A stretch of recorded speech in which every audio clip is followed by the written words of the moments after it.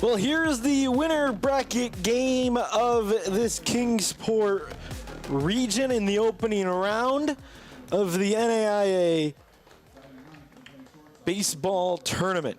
It is the Indiana Wesleyan Wildcats and the Tennessee Wesleyan Bulldogs doing battle here from Hunter Wright Stadium. We are high atop Hunter Wright in the press box here. That's Frank Osborne. I'm Matt Kibbe to bring you this one on SCSN Sports and on Urban Edge Network. Excited to have you with us for this winter bracket game. The only game these two teams have to play today. That is their benefit for winning yesterday. And for Indiana Wesleyan, they had to earn it a little bit more than some others. They had to win 2 games yesterday. They took down the #1 team in Kingsport. That was Weber International. Took them down handily, and now they get a date with the #2 team in this region, Tennessee Wesleyan. Yeah, absolutely. This is the game of the day. We've been waiting for it. The battle of the Wesleyans. Tennessee Wesleyan versus Indiana. And yeah, Indiana taking down #1 seed Weber. And if we look at the stats that are on the screen right now, we can see Tennessee Wesleyan would be the favourite for this. They've got a higher batting average, more hits, less home runs, much lower earned run average, but much less strikeouts. The pitching yesterday, that was the thing for Indiana Wesleyan. The complete shutout and then almost a shutout in the second game. And obviously both those pitchers won't be able to be used today, but they would love to have them if they could, but they, of course, did everything they could. An 8-inning performance and then a 9-inning complete game shutout in game 1 of that 5th game with William Woods at the time, who is no longer here. They just were eliminated by LSU Alexandria, who will play again tonight against the team that Indiana Wesleyan beat last night in Weber International. With Indiana Wesleyan being the lower seed after getting the win, they get to serve as the home team in this game because Tennessee Wesleyan has not served as a home team or as a road team yet this year. So it will be Cooper Chen who gets the start for this Indiana Wesleyan team. He has to make up for what Noah Wathen and Kevin Corcoran did earlier yesterday. First pitch of this ball game is right on time at 2:50 p.m. Yeah, and do not be surprised to see Tennessee Wesleyan come out of the blocks absolutely flying. We saw the first at-bat yesterday, they hit a homer. Their offense has been something that has really powered them through games. That was Alan Gil Fernandez, who is leading off again here in their second game. So each of these teams only playing the one game today. Indiana Wesleyan already 2-0. Gil Fernandez sends this one out to center field. It will be caught on a line by the center fielder, Greg Vineyard, and that's the first out. Yeah, good start for the Wildcats. Just get Gil Fernandez, the AAC Newcomer of the Year, out nice and early. He's one of those players that when he gets into the groove, he's really in the mood and he's really hard to stop.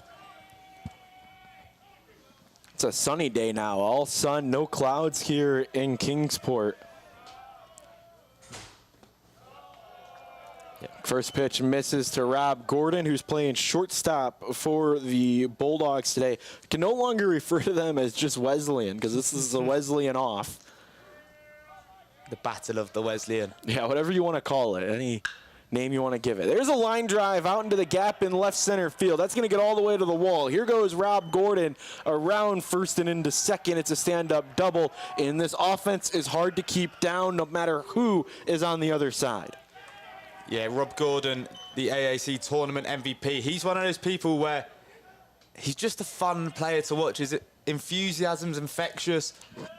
He's just one of those people you enjoy watching him play, and they were without him for such a long time in the season. It's so good to have him back when it matters. He missed about a month of the year, right in the middle of the year, and coincidentally, that was when Tennessee Wesleyan kind of took a dip this year. Number 16 team in the nation on the last NAIA poll, the last poll of the season. Because now the poll doesn't matter. When you get to the final 10, those are the top 10 teams in the nation. LSU Shreveport was the national champion last year. Tennessee Wesleyan was in that Avista World Series. And Shreveport went,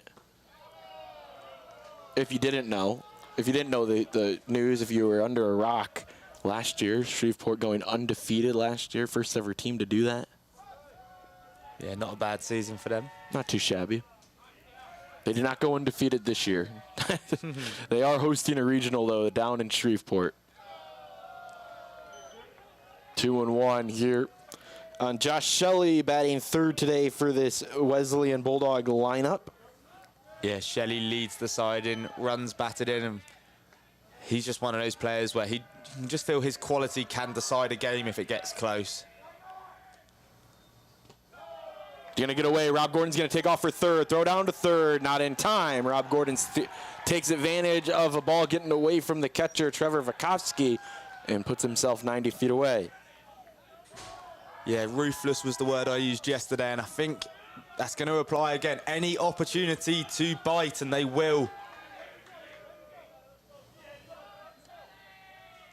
3-1. Sent out to center field.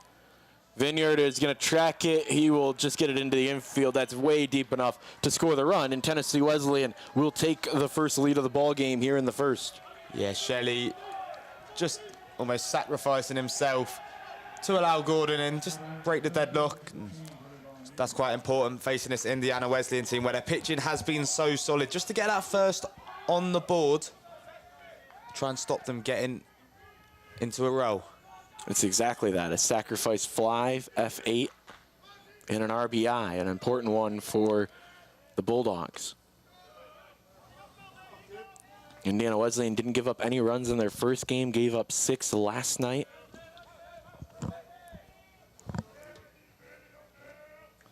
Although 6 is quite misleading. Yeah, we talked about that a little bit in our first game today. That 6 was misleading. They scored 3 of those runs in the 9th when things got a little shaky. But Indiana Wesleyan controlled that game. They looked like the #1 team in the region against Weber. There's a long fly ball out to left center field. This one is going back at the wall. Gone!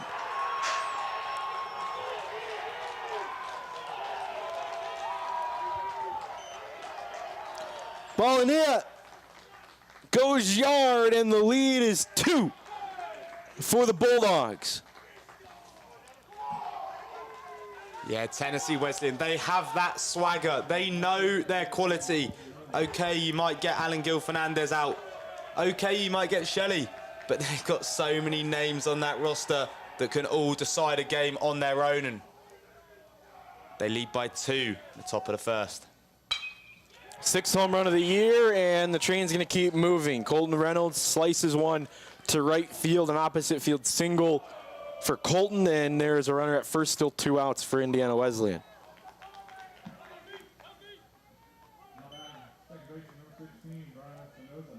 Polania really got a hold of it. He drove it to the deepest part of the ballpark.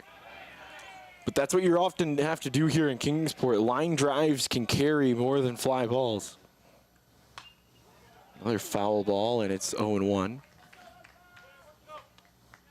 Brian Espinoza.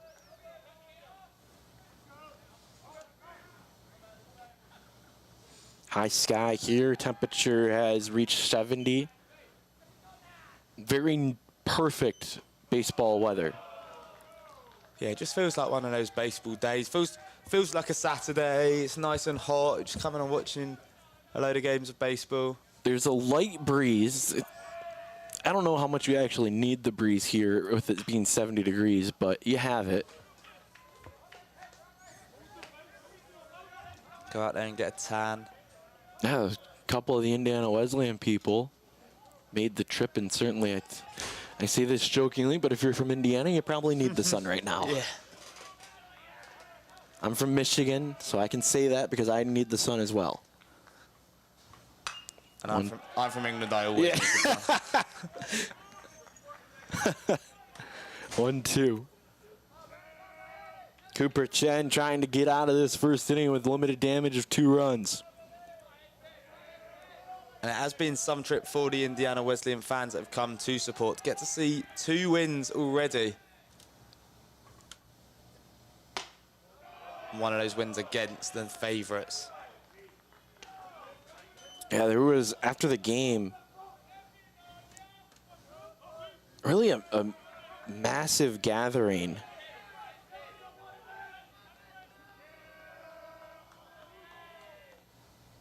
Kind of look like an assembly of sorts. Ground ball to third, 5-3 on the putout, and Indiana Wesleyan will head to grab the sticks, but not before Tennessee Wesleyan is able to get 2 runs across the board. And it's a big home run from David Bellania. We head to the bottom of the first inning. Our score 2-0 Bulldogs of Tennessee.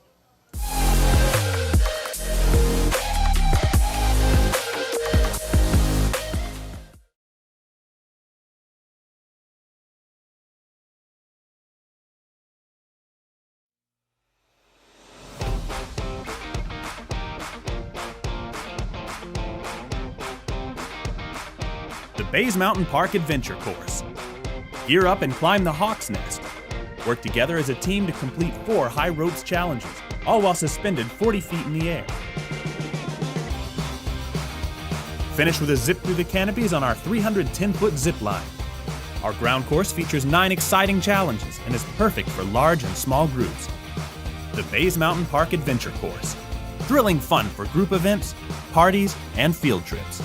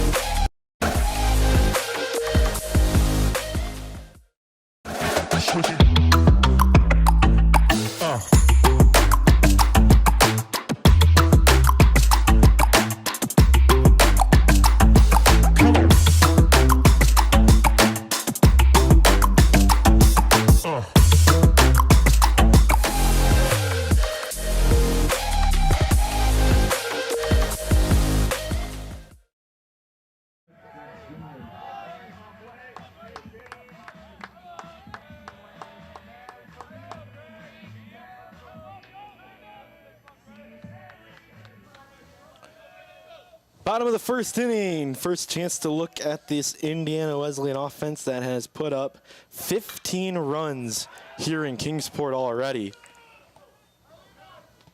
They're going to have to put up runs here against Tennessee if they want to have a chance to set themselves up for some success tomorrow.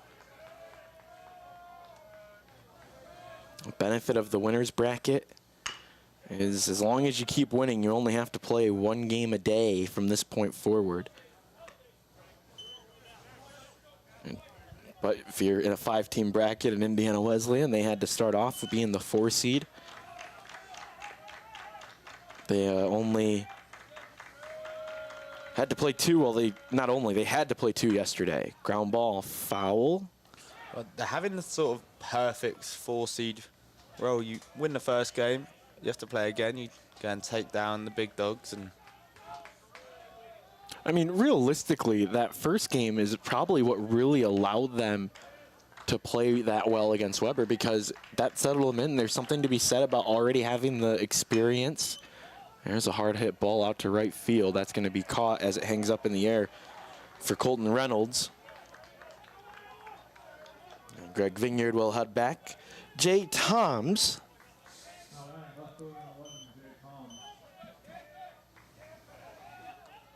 will bat second. We discovered some interesting facts about Jay today, so apologies to the Indiana Wesleyan faithful that are watching that heard us give them 3 different names over the course of 2 games yesterday. We have it now, Jay Toms.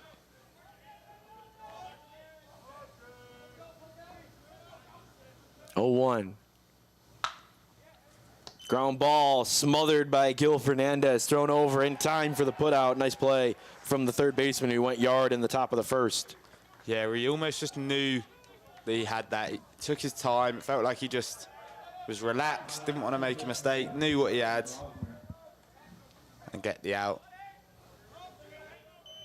Cameron Gofar is the starting pitcher today, if we haven't mentioned that. He gets the start for Indiana Wesleyan in their second game here in Williamsport, and the ball right on cue comes back to him, and he's going to go 1-2-3. Nice start in 7 pitches for Cameron Gofar. We head to the second, 2-0 our score here on SCSN.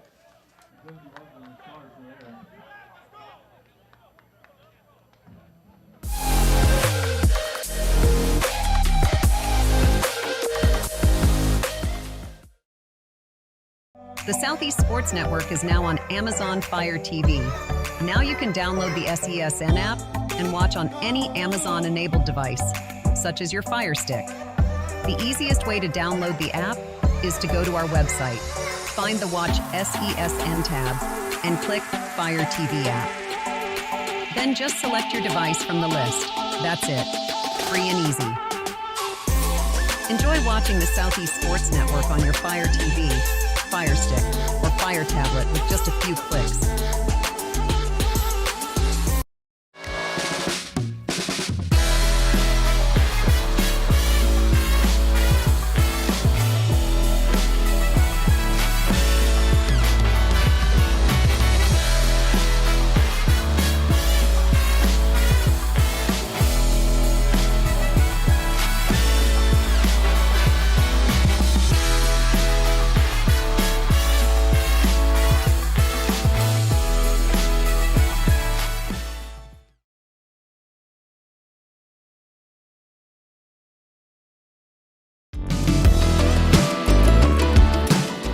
Want to watch your favorite Southeast teams in action? We've got you covered. Stream live games and highlights on YouTube, Twitch, Amazon Fire TV, Stream TV, and more.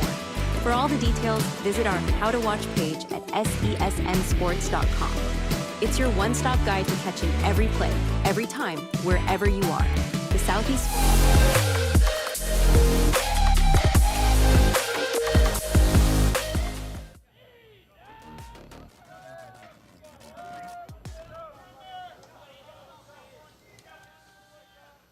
Move to the second inning here in Kingsport. Tennessee Wesleyan and Indiana Wesleyan in a 2-4 matchup here.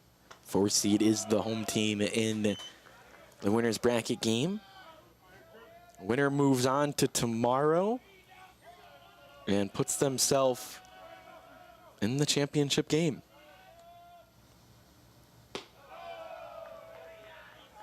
Loser has to play tomorrow at 11 a.m. They will face the winner of Weber International and LSU Alexandria. That game is our nightcap here in Kingsport. 3-0 here early to the 7th spot, Ethan Wright. I think that game will be quite a good game because LSUA, they still had a good game against Tennessee Wesleyan. Yeah. Tennessee Wesleyan are just so good. It's like 7 runs isn't actually horrendous. Yeah, considering what this Tennessee Wesleyan team has done to some others, only giving up the 7s, pretty good. Look at their run, just in their last couple of games, 13 runs, 18 runs, 13, 7, 11, 8. And one of those teams that more often than not can put up double digits. 4-pitch walk, and Ethan Wright is on. Yeah, against a team where their offense is so good, you cannot afford to give walks away. You need to make them beat you. Don't allow them to just get nice, easy ones. If you lose because of some ridiculous hits, then you can accept that, but you won't accept giving away runs because you've just given them to them. So 8th spot, Jacob Tolson, who gets the start behind the dish today. It's been a good rotation behind the dish for this Tennessee team. Out of Athens, Tennessee, just down the street here from Kingsport. A school that was founded in 1857.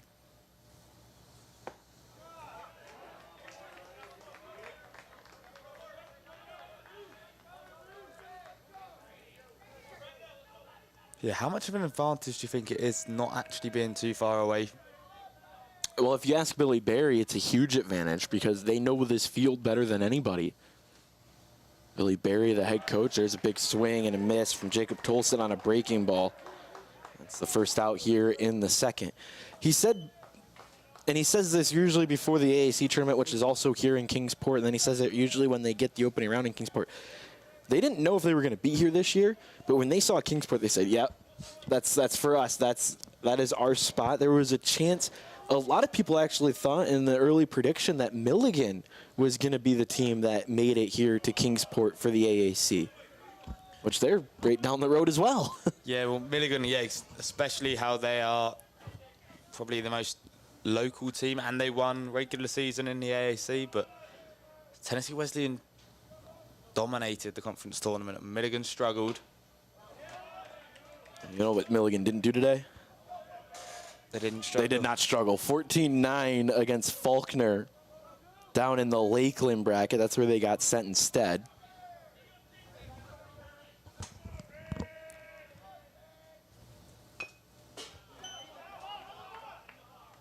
Foul ball on a 2-strike count.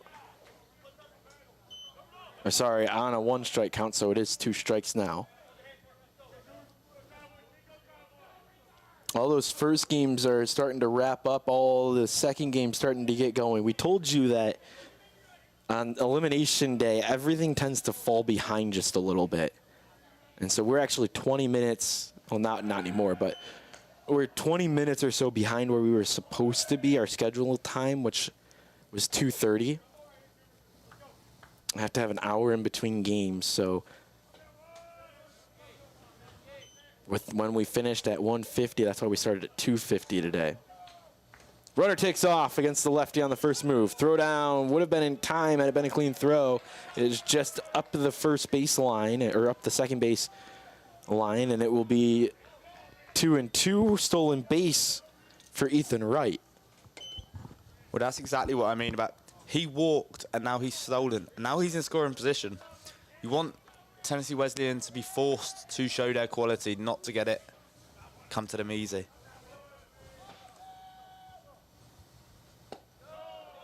It's going to be down low.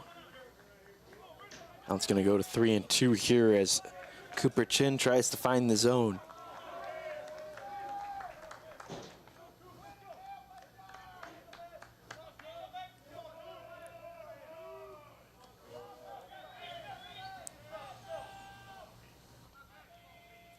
The 3-2. Swung on and missed. Back-to-back strikeouts for Cooper Chen, but here comes the top of the order.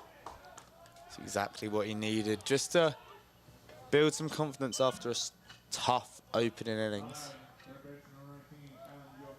But you get a few out, and then you're met with Gil Fernandez. Here he is, the man with the power. Flew out to center field for the first batter of the game. I'll swing at the first offering here. It's a foul. Yeah, one thing about him is he's looking to play. If it's there to swing at, he will swing at it, for sure.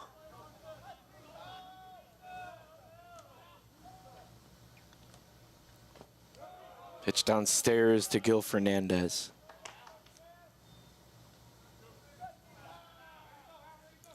Five seed St. Ambrose in the elimination game defeated Huntington.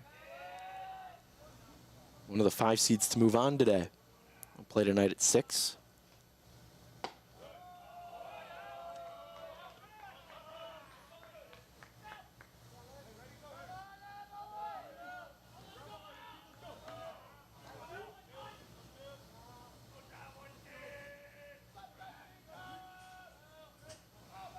Some good games happening around the NAIA today.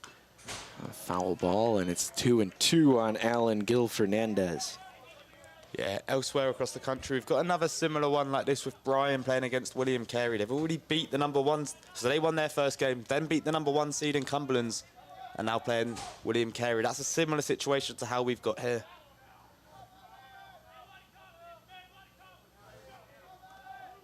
2-2, Cooper Chen to Gil Fernandez. Fouled again. That game's going to start, looks like it's scheduled to start at 3:30 out in Williamsburg. Georgia Gwinnett and Louisiana Christian just getting underway. Yeah, it was Brian who lost to Tennessee Wesleyan in the AAC tournament final. Brian Swung on and missed. So a leadoff walk and then 3 straight strikeouts for Cooper Chen to keep Tennessee Wesleyan at bay. We head to the bottom of the second inning. Our score, 2-0, Tennessee Wesleyan in front.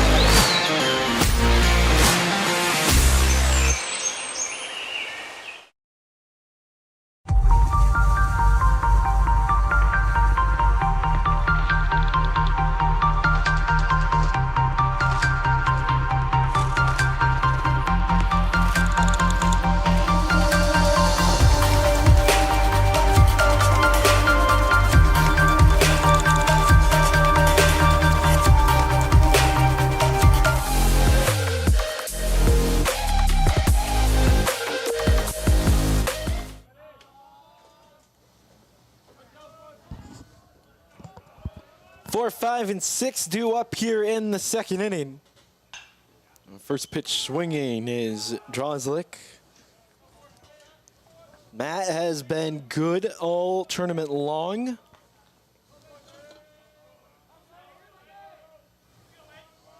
Yeah, he was probably the best attacker for the Wildcats, and across both games, getting runs, getting a lot of hits.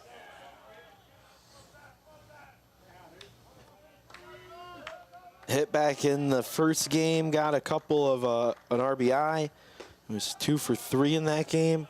Just one hit last night, but his presence was really a big difference maker as well.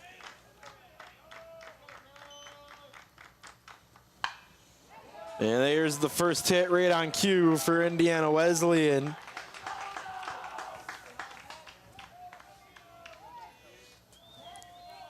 And Drozlik is at first with nobody out.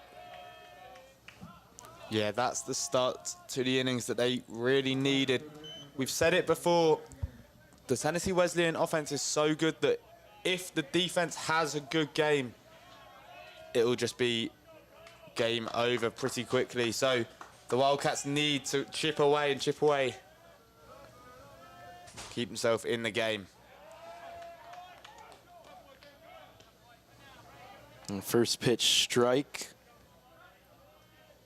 to Sightzinger.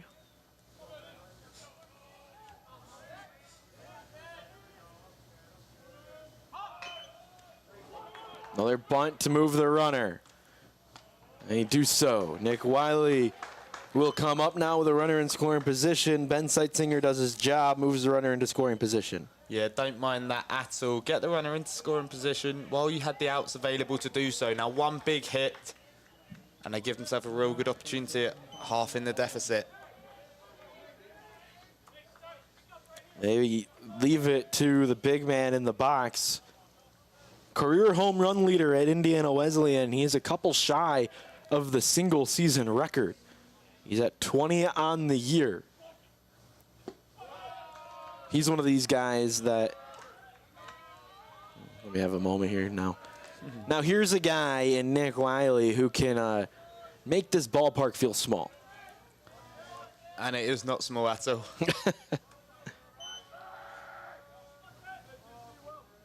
1-0. Inside and swung through.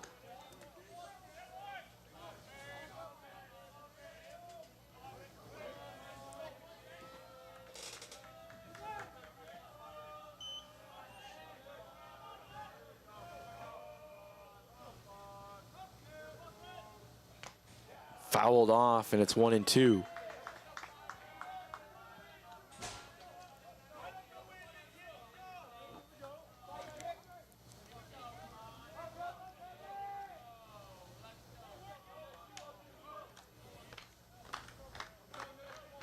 Wiley hit a home run yesterday.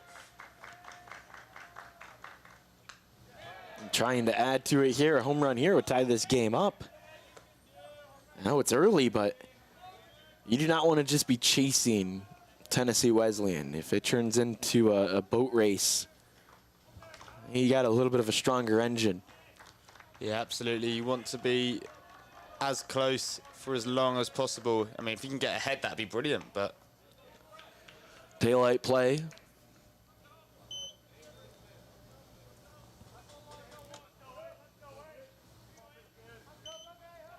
The sun is just in a perfect position to cause some glare up here in the booth. Already past high noon, 3:20 here on the East Coast.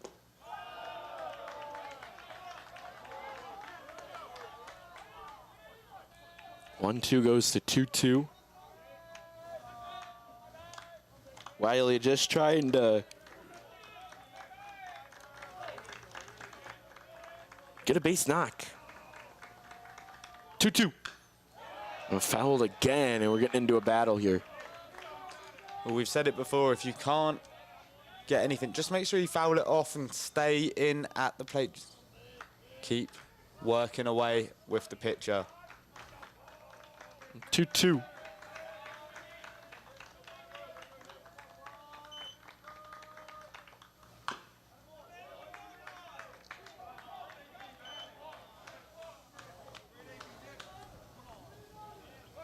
There's another one.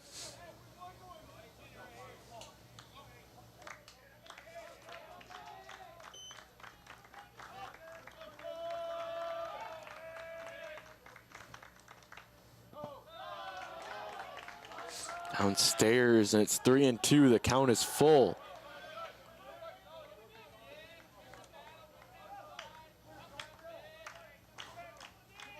Gofar versus Wiley here in the second inning. Runner in scoring position, 1-0 out. Countdown count. Ground ball, shortstop through the legs. They're going to go to third and get the lead runner. Did they get the tag? Yes, they did. Rob Gordon takes the chance at the lead runner who was moving on the ground ball. And the runner is tossed out at third in Matt Drozlik. Yeah, massive, massive fan of that play from Rob Gordon. A lot of people would have just gone for the runner at first just to get the out, but take the lead-off runner and you put yourself in a completely different situation here. A great play from Gil Fernandez to just claim it as well. It's just a smart move, if anything. One of the best fielders on this team. There's another ground ball. It's going to stay fair, no play. It's almost like a swinging bunt. He probably could have given it a chance to roll and just see if it went fouled, but trying to make a play was Gofar and didn't have anything with the speed of Vakovsky. Yeah, and when you're at 2 outs, you don't really need to take that risk too much. I know one's in scoring position now, but they need to get the base hit.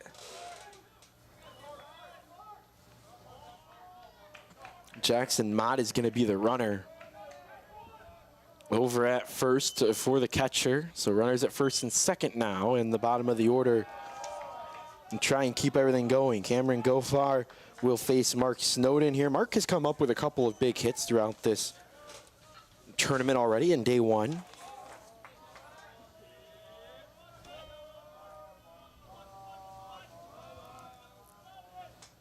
Indiana Wesleyan, for some reason, loves being in Kingsport. And it's not just some reason. That one's going to get away. And that's going to lead to Coach Billy Berry having a rare moment where he comes out to the mound.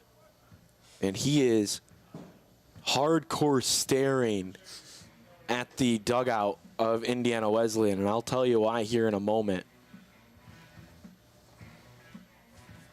The reason is because of that man at second base.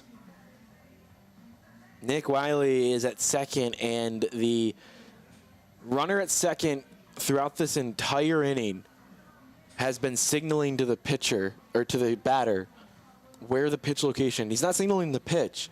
He's signaling where the catcher is located to give the batter an idea of where the pitch is going to be. So that is what led to Billy Berry going out and having a conversation. They've done it for the past 2 runners that were at second base, and what that now means is Jacob Tolson is going to have to deke a little bit. And sometimes there's something to be said at the runner at second. Sometimes you're just bluffing just to get in their head, but sometimes you do know. 2-0, doesn't give a signal here. Ground ball to third, picked up by Gil Fernandez, thrown over in time for the putout. Indiana Wesleyan gets a couple on, but does not score, and we head to the third inning. 2-0, Tennessee Wesleyan in front.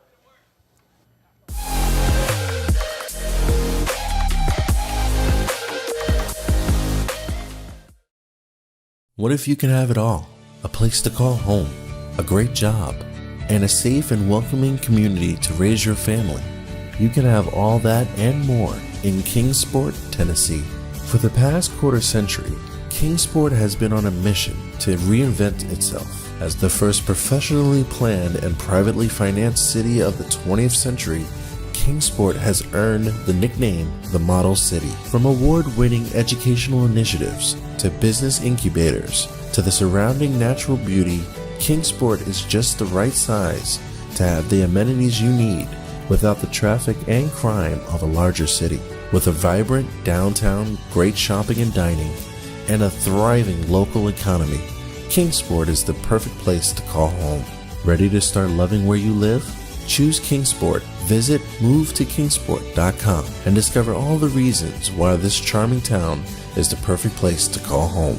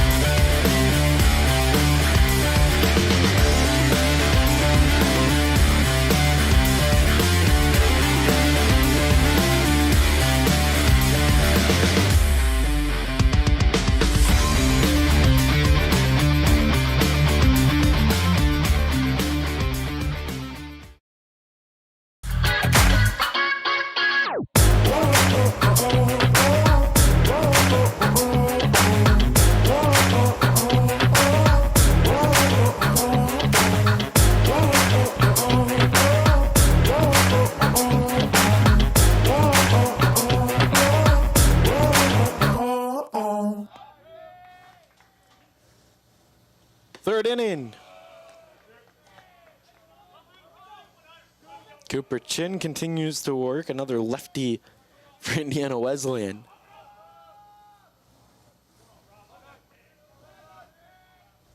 Rob Gordon, who just made that really high IQ play, grounds one to short.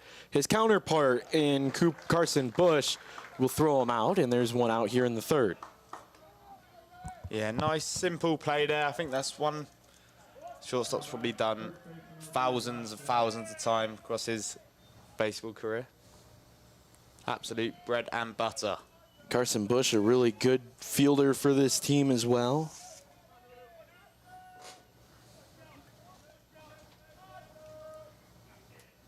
From Greenwood, Indiana, the freshman is playing shortstop. This is not an easy part of the lineup to get through, so if you're Cooper Chen, you're navigating very carefully. Josh Shelley up now, swings, ground ball, and it finds the glove of Nick Wiley.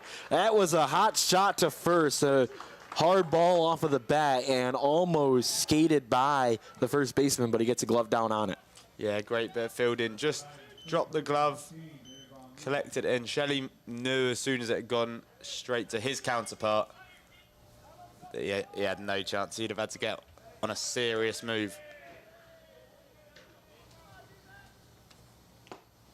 First pitch swinging is Melania, who has been a threat all year long, and even more so here in Kingsport. Hit that home run, the solo home run back in the first inning to make it 2-0. Or if he's going to follow the trend of Gordon getting out by a shortstop, Shelley getting out by first base, this is flying straight to center field. You're right. I didn't even put that together. Everybody so far this inning has hit it to their position they're playing in the field.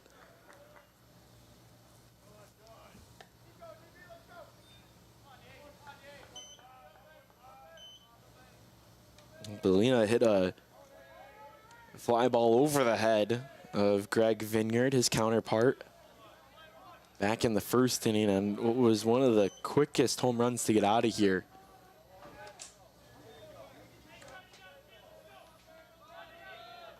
This year, it's been a ballpark that has played big, but there's been moments where people just get the good hold of it. And they send it a long way. We've seen a couple to right field, a couple to left. Hard to hit one to center field, but the closest we've gotten is just left of center field in the power gap. 3-2. Fouled back, so we'll do it again. That hit something. Making its way down the stands. Yeah.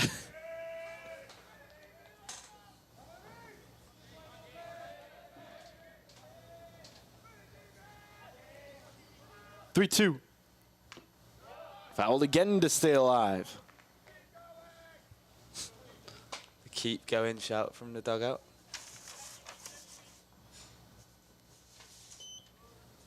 You know, as a transfer from Central Arizona College, a couple of those guys on this roster, Coach Barry has a really strong relationship with the old coaching staff that was at Central Arizona College, and then the new staff as well. It kind of continued.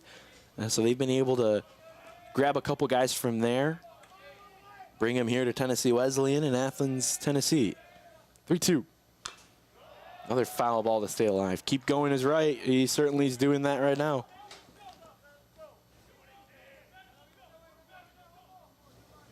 David from Boston, Massachusetts.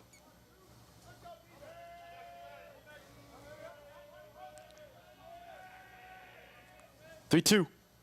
Swing and a miss. 1-2-3 inning for Cooper Chin. One base runner in the last 2 innings, but 6 straight outs for Cooper on the mound. We head to the bottom of the 3rd inning, 2-0 our score.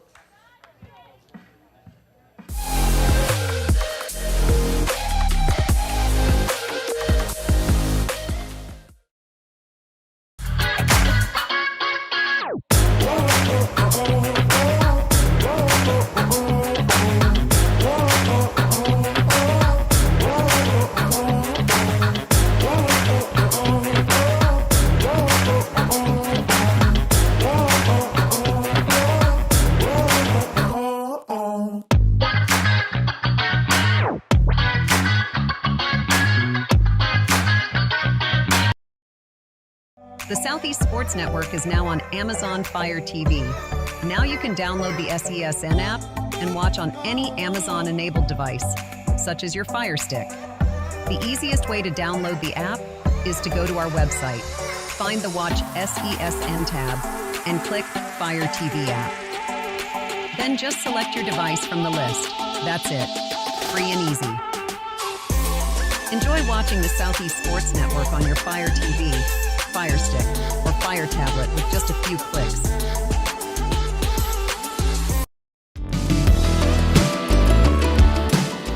Want to watch your favorite Southeast teams in action? We've got you covered. Stream live games and highlights on YouTube, Twitch, Amazon Fire TV, Stream TV, and more. For all the details, visit our How to Watch page at SESNsports.com. It's your one-stop guide to catching every play, every time, wherever you are. The Southeast Sports Network.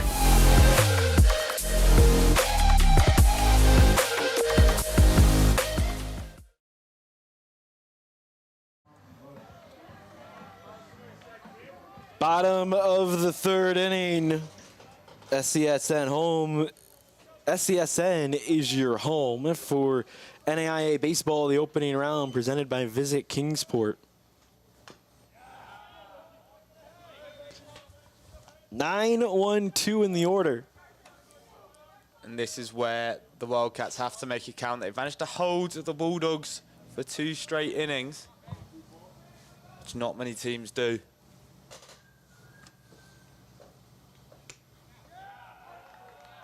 It can be hard to find a way to stop this team.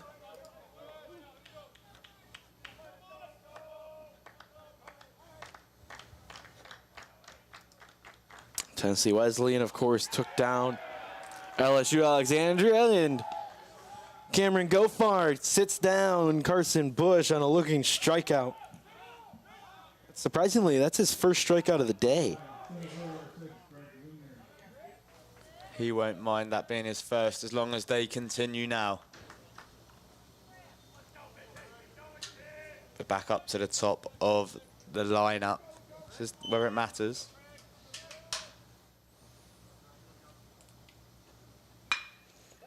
And the top of the lineup comes through.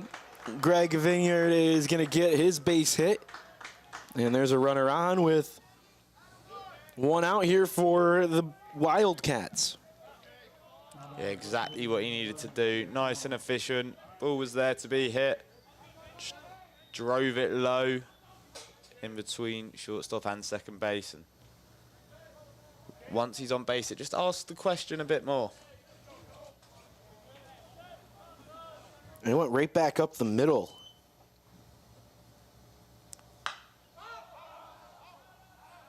That's going to get out of play. The batting cages are over that way. That's where everybody's been warming up. We'll end up seeing Weber International getting here in a little bit.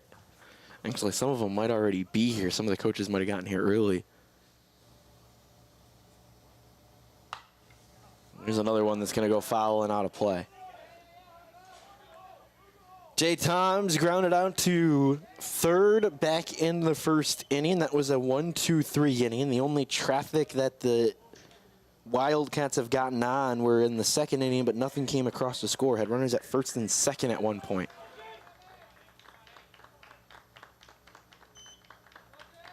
Vineyard stays. Ball in the dirt, gets through the wickets, and it's going to put a runner in scoring position here with one away.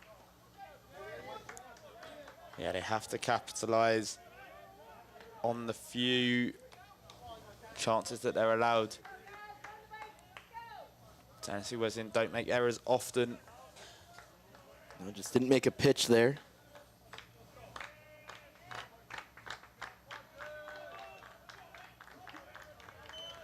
One, two. Ground ball, back up the middle. Rob Gordon fields it cleanly. Throw over to first in time. Runner moves to third.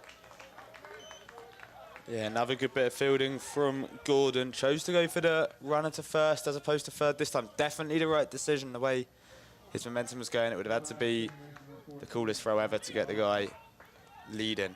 I could have tried it, but you're right. It would have had to take a really expert throw, one that we haven't seen. And there's no reason to go after the lead runner there. The first time the runner had crossed his face as he was fielding, that's usually the telltale sign to go that way.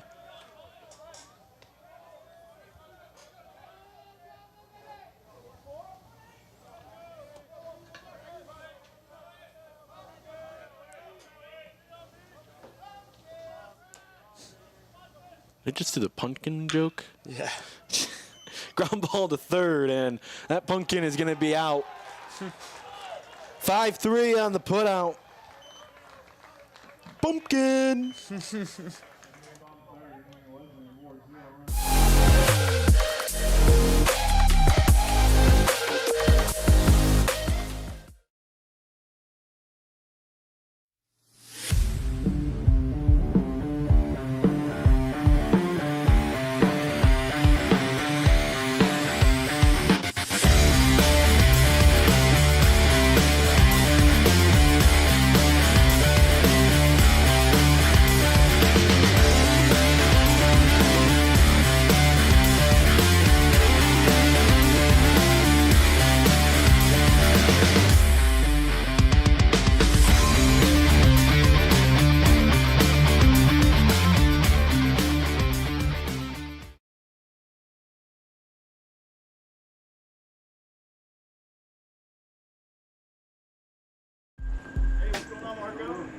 We didn't come to fix Marco's brakes because it was convenient or fast.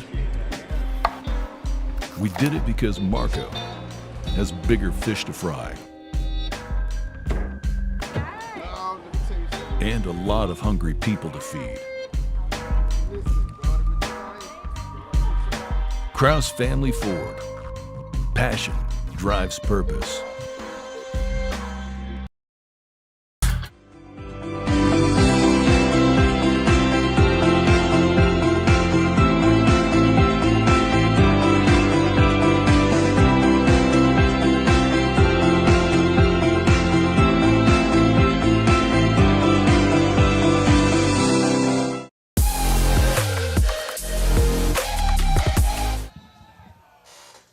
Fourth inning for Cooper Chen and the Wildcats as they face the Bulldogs here in a winner's bracket game in Kingsport, Tennessee. Hunter Wright Stadium is the location and the venue. Presenting sponsor is Visit Kingsport. Tennessee Wesleyan staff is here in support, including Chris Berry, who is the SID at Tennessee Wesleyan. He's keeping stats, doing the PA, running the music, a little bit of everything for him, and he's been a great help here. We talk about utility players. Yeah, absolutely a utility player down there with a little bit of help from some other members of his staff.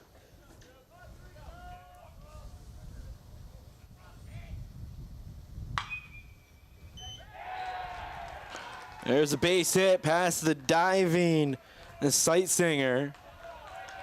And it's going to be a leadoff single for Colton Reynolds. Got a 1-2-3 inning last time. That's hard to do twice in a row. Yeah, Reynolds, I'm pretty sure he did very similar his last time at bat, just singling. He's very good at just making sure he gets on base and being difficult to beat. Entire staff at Visit Kingsport has been tremendous. Our site director is Glenn Crawford out of Columbia College. He's the athletic director there. So because Visit Kingsport isn't an NAIA school, obviously, you do have to bring in an NAIA representative. So we have our site director here with Visit Kingsport, a little bit of help from Tennessee Wesleyan. Of course, a thank you to Columbia College for allowing Glenn to make the trip over here to be the site director. He makes some tough decisions. He's the one that determines when games are going to be played, when everybody takes the field, make sure everybody's following the rules, getting equal time in the cages and for IO. But he also, more importantly, has to decide if we play or not. And yesterday, if you remember, Game 1 was dealing with some drizzle. That was his call after talking to all the players and coaches. He decided it was good enough to go, and I think he was right. I think it was good to play that game early and get us on time. Yeah, definitely worth playing the game. The conditions weren't bad at all in the end. Yeah, and both teams were playing with it. They had warmed up in it. It wasn't like it came out of nowhere. We play on the turf here in the home of the Kingsport Axemen of the Appy League and summer college baseball. That's going to get underway here in next week, I believe. They start getting ready for that. College baseball starts to wrap up for a majority of the teams next week, so they're able to start their league. For some reason, if I remember right, I believe the Northwood League has already started, which is insane, but because every college baseball team in the country is still playing right now as they get started. All the good ones, anyway. Yeah, like there's a good majority you can get some players from, but for the most part, all the good teams are still playing. Down the line, foul. Not to say that they shouldn't get those guys some reps, but it's just so crazy to me that the Northwood League starts 2 weeks, sometimes even 3 weeks earlier than any other summer league does. Half your roster might not even be. Yeah. You're playing with plumbers at that point. The part-time boys. Pick off, an obvious move. That's going to get away. Making the turn is Colton Reynolds. He's going to head to third, and he'll be standing up. Eerily similar to yesterday when Indiana Wesleyan opened the door for Weber International. It was because of a pickoff that went into the foul territory corner, and that was what allowed Weber International at the time to get a run.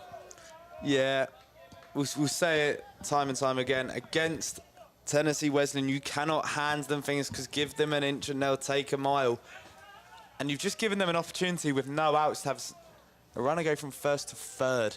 So that means because of how good this pitching staff has been, as they get a big strikeout there on the 2-2 pitch with Brian Espinoza, and that will bring up Ethan Wright. But even with one out, the infield has to stay in because this is feeling like a low-scoring game where runs are going to be at a premium. And so you want to try and keep that, we talked about it, keep that gap as close as possible.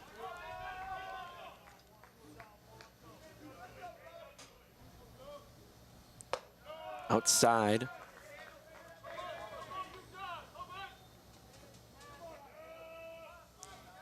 1-0, the count early here on Ethan Wright. Walked in his first at bat.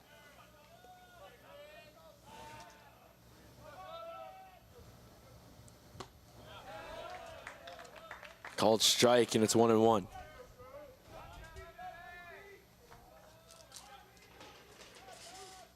Runner at third, one away. Tennessee Wesleyan looking to add to their lead. They scored 2 runs in the first inning, and now knocking at that door again. That just missed, and it's 2-1. High sky, sun is out, 70 degrees. The weather here in Kingsport, Tennessee. It is a beautiful day in the mountains.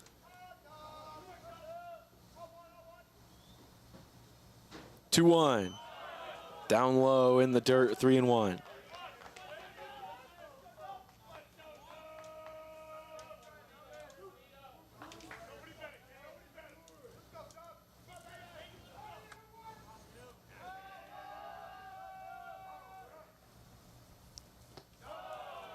That one's gonna miss, ball 4.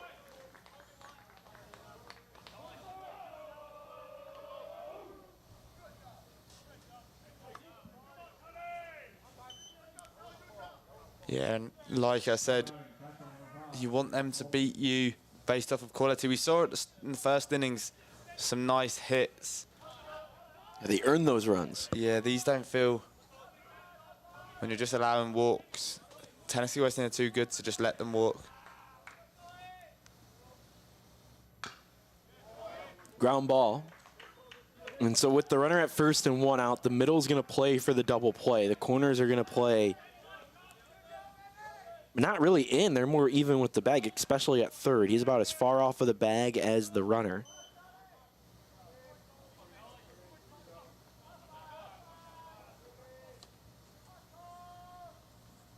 Oh, 1, runner takes off. Hit and run was on, out to center field.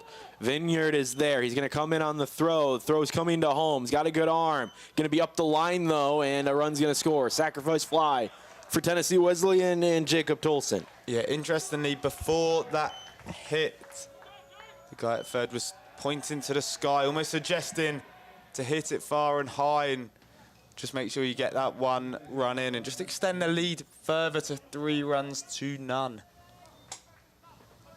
Keeps the runner at first. Ethan Wright stays there. Jacob Tolson sack fly is his RBI.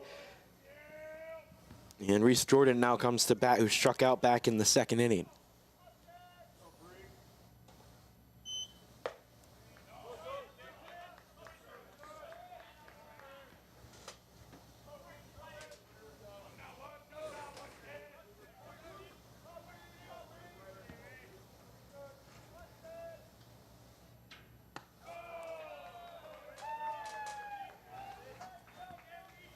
Wesleyan dugout feeling it.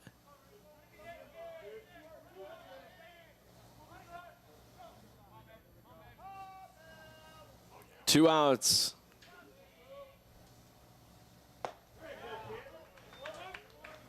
Well, the first strike here to Reese Jordan. From Chattanooga, Tennessee in his junior year, a transfer from Maryville College.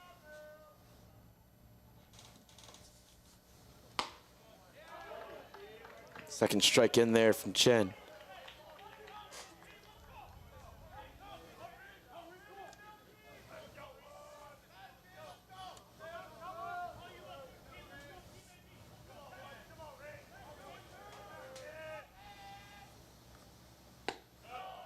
Waste 1, and it's 3-2.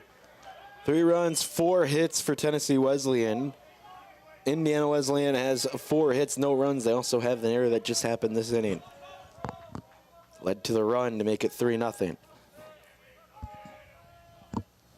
Runner takes off, and it's swung through by Reese Jordan for the final out here in the top of the 4th inning. We head to the bottom of the 4th. Tennessee Wesleyan extends their lead 3-0 over the Wildcats.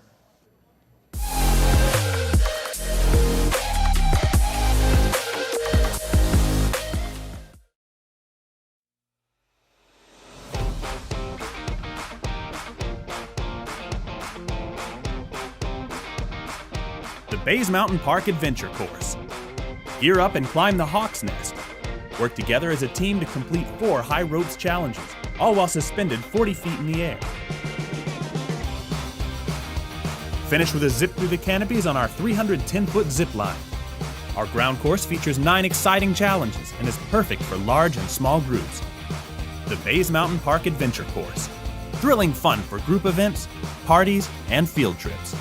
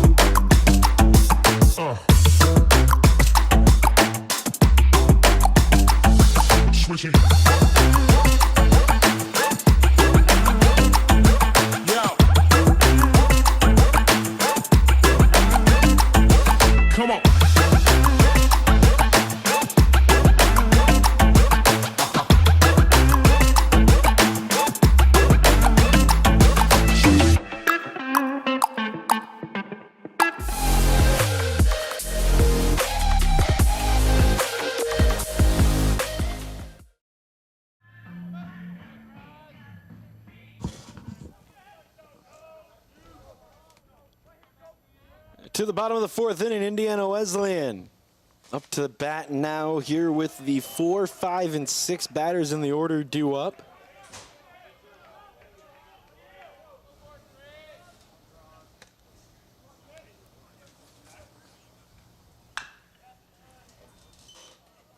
Ground ball to third, another one cleaned up by Gil Fernandez. Once again, this is another innings where they got to start chipping away because there's no way Tennessee Wesleyan aren't going to add any more runs. And if they're not careful, the gap's going to get too big. Like we said earlier, Tennessee Wesleyan are not the team you want to be chasing at all. They are ruthless.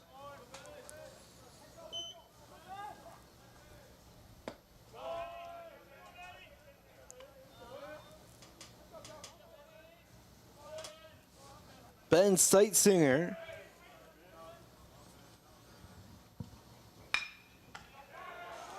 Back to the pitcher again, and that is go far for the 2nd time in this game. And exactly from Seitzinger again. I think they're one of my favorite type of plays, just the slow jog.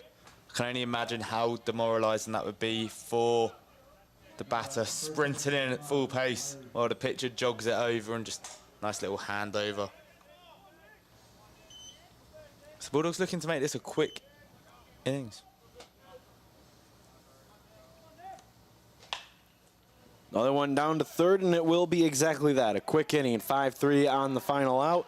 And it is 3 ground balls, 2 to the third baseman, 1 to the pitcher. And Indiana goes quietly in the 4th. We move to the 5th. 3-0 Tennessee Wesleyan trying to get a spot in the championship.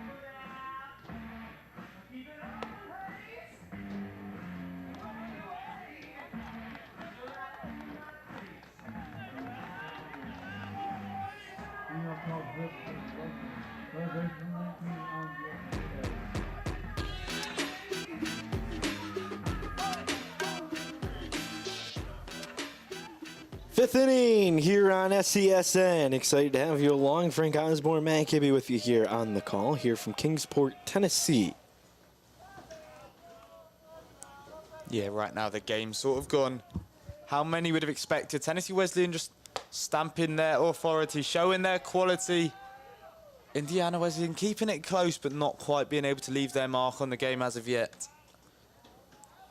I don't think anybody expected it to be a bad game. I think the expectation was that there would be more runs so far. Yeah. Yeah, well, both teams are scoring runs for fun in recent games, recent outings. It's not quite been like that just yet. There's still plenty of time left to go. Yeah, still plenty of time for both of these teams. And pitching has been good. Another ground ball gobbled up by Seitzinger. He'll wind, throw, deliver. Nice play.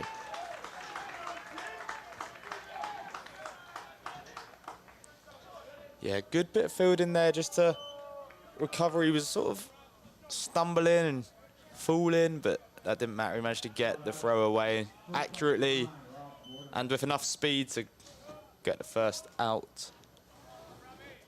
Back up to the horrible bit of the lineup if you're a Wildcat. Yeah, that was Gil Fernandez. Now Rob Gordon, Josh Shelley on deck. Coincidentally, the last time these guys were up, Cooper Chen got through him without giving up a hit. That's another one down the line.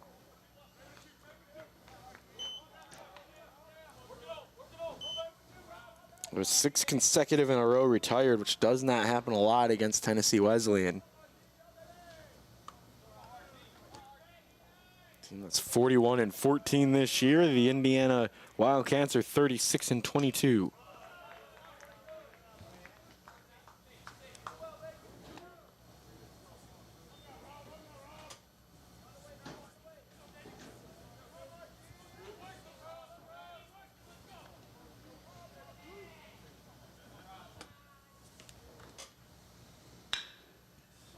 Back up the middle.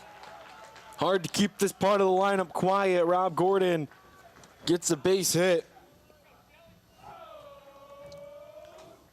Yeah, Cooper Chin there sort of nonchalantly looked to try and just let it come into his glove without really stretching for it. It didn't go into his glove, just went straight down the middle in between shortstop and second. And Gordon on base isn't a sight you want to see. He is very quick.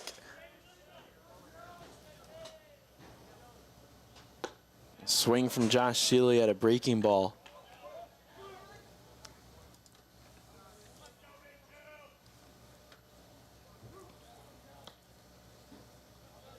"26 stolen bases for Rob Gordon this year. Caught 1 time. Was that not yesterday? It was. You are right. LSU Alexandria caught him. That was weird, though, because it was at third. Yeah. Hasn't been caught at second yet this year. Check swing, and it was outside anyway, 2-1. Got a little antsy, and it was kind of caught in the middle for a moment, maybe hesitated before taking off for third, and it gave Alexandria enough time to recover and throw him out at third. There's a high fly ball. Don't have to steal bases when Josh Shealy goes yard.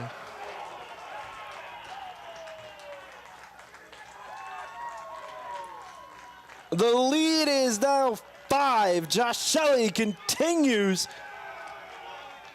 to hit for power this year.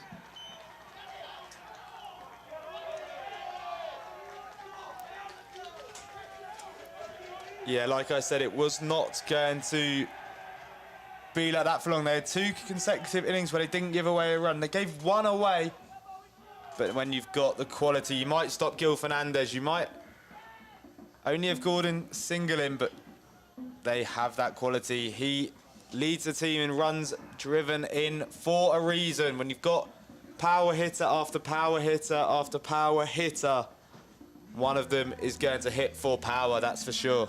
You want to know how many RBIs he has this year? How many? I think I know. You want to take a guess? Is it 67? It's 67. It is. I knew he was close.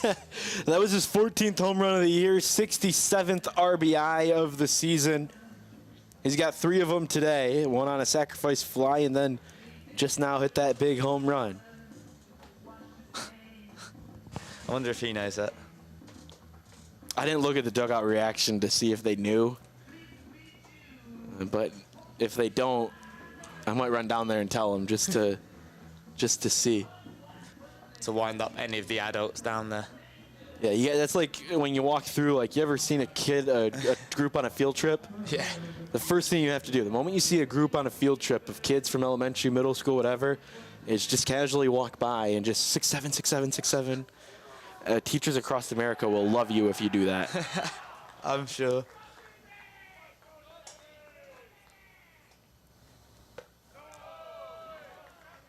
Paulina is 1 for 2 today. Home run and a strikeout. 5-0 the score here in the 5th. Well, that just shows the depth in the lineup once more, because you get through, well, you not get through, but Gordon and Shelley get home, and in comes Balania.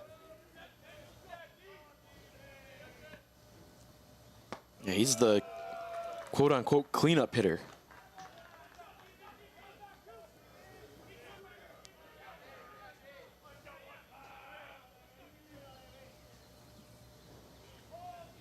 And 3-0 count on the 4 spot. Count strike to make it 3-1.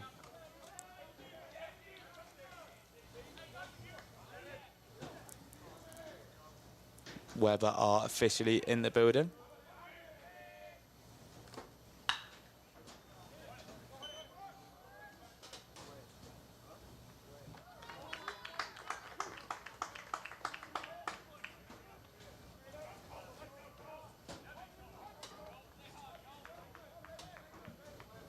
Nice out to get. Yeah.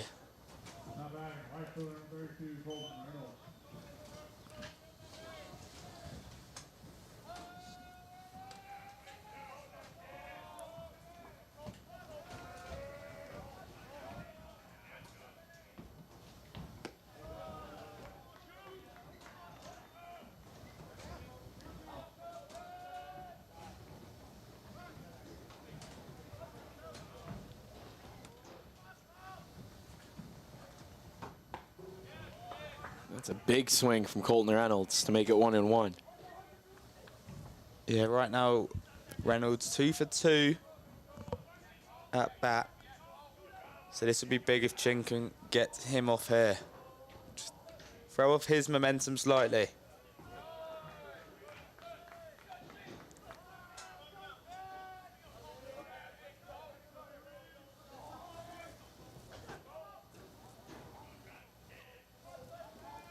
Won the count from Cooper Chen. Trying to work through it. It's given up the 5 runs, but at some point, too, he's been able to get outs. Yeah. So you can still rely on him enough to help at least save your pitching a little bit, because loser of this game potentially has to play 2 tomorrow. You only have to play the 1 today, but again, you still got to find a way to set up your pitching. Well, the thing is, right now, Tennessee Wesleyan's defense is so solid that no matter what he does, if they can't start getting runs on the board at some point soon, he could pitch the best game of his life from now on, and it's not going to make a difference. Off of his glove, out to second, picked up there by Brochmer. Not in time, it had just slowed up enough. But I think that would have been a base hit had it not hit his glove anyway, so it actually gave his fielder a chance. Yeah, just slowed it down a little bit, took some of the legs off of the ball. And Reynolds continues his terrific day at the plate. Yeah, 3 for 3 now.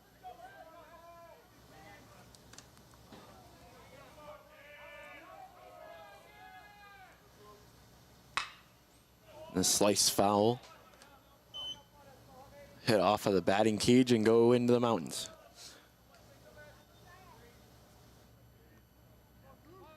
Weber International team has just arrived here in Kingsport. #1 team. Thought they'd be playing in this game right now. But last night, Indiana Wesleyan, with the upset. Ryan Espinoza is 0 for 2 today.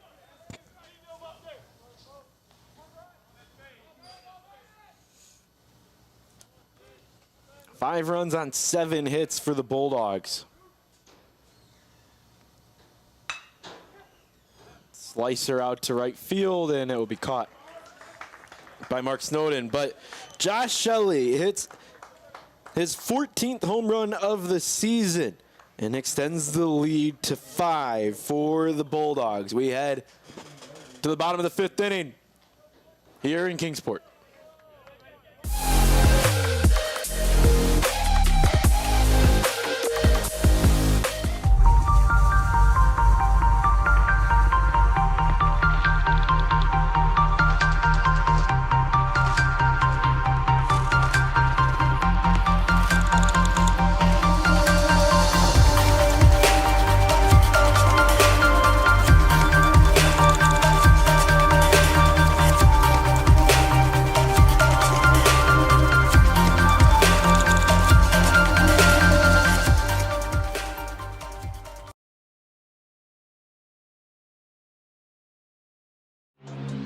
All of the ways to watch your favorite local and regional sports. Join us now on Twitch TV. You can also find NSBN on Amazon Fire TV or visit us live on YouTube as we stream games there as well. Another fan favorite way to watch is nsbnsports.com. You can also find us through our NSBN app, free to download from the Google Play Store, and Roku TV, where you can find all of our content. NSBN Sports, visit us at nsbnsports.com. The Southeast Sports Network is now on Amazon Fire TV. Now you can download the SESN app and watch on any Amazon-enabled device, such as your Fire Stick. The easiest way to download the app is to go to our website, find the Watch SESN tab, and click Fire TV app. Then just select your device from the list. That's it. Free and easy. Enjoy watching the Southeast Sports Network on your Fire TV, Fire Stick, or Fire tablet with just a few clicks.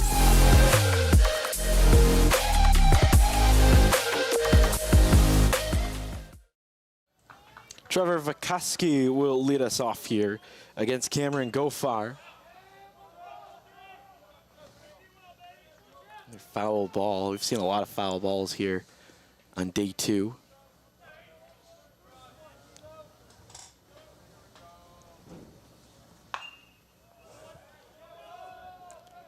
That one almost arrowing straight into the LSU8. Players enjoying the sun over there in that corner.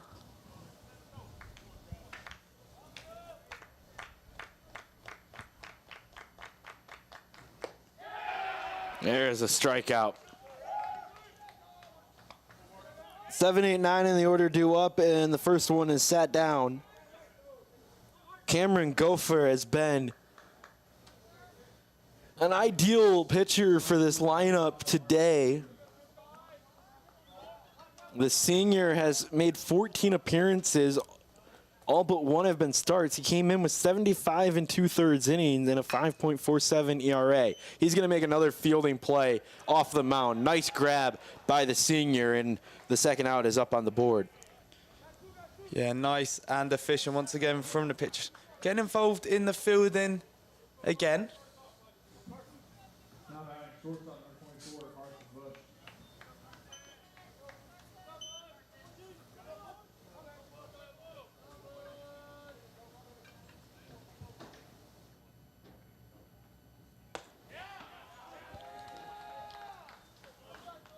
There's the strike.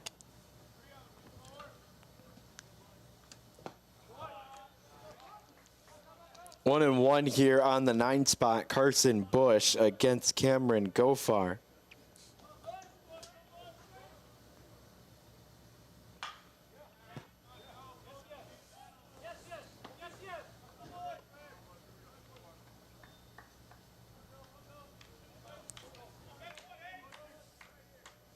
Yeah, the Wildcats have really struggled to get going offensively. I think that's...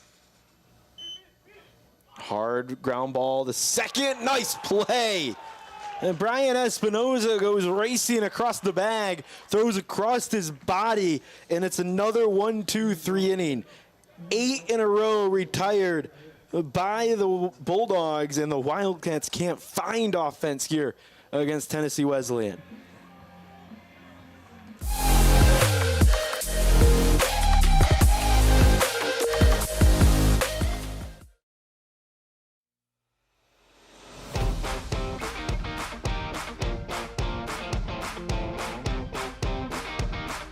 The Bays Mountain Park Adventure Course.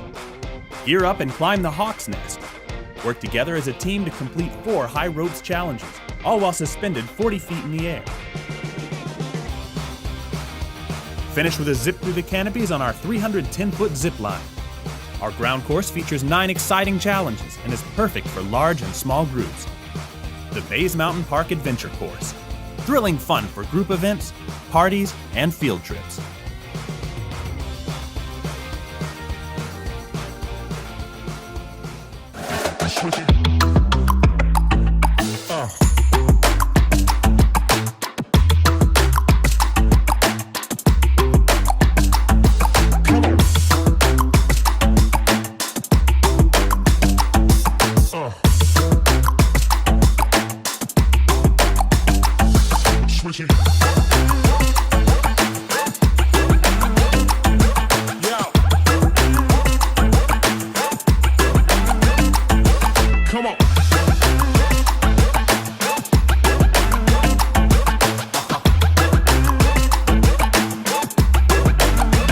The previous play is under further review.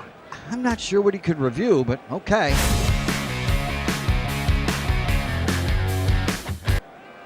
Sure has been a while. Dine in at Buffalo's Cafe for the football season.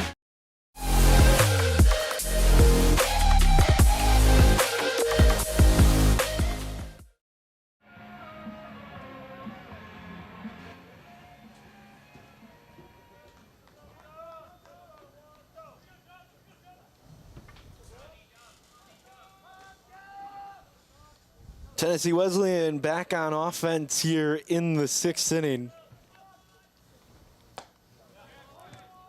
New pitcher is Zach Troxel. Yeah, I don't think the other pitcher was bad at all. He was playing against a very good Bulldog lineup. It's just maybe planning for the future. Zach is a freshman from Valparaiso.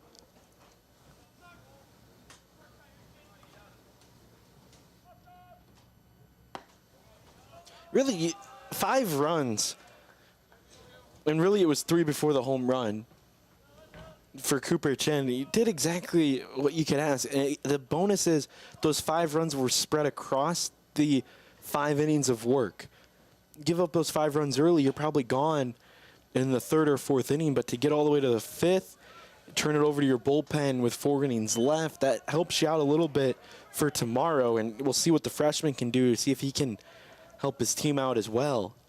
Yeah, 5 runs against a team this good isn't too much at all. He just needs his offense to turn up. They can't work miracles, those pitchers up on the mound. They need the rest of their teams to help them out. This time, in the last game, they scored 10 runs. Yeah.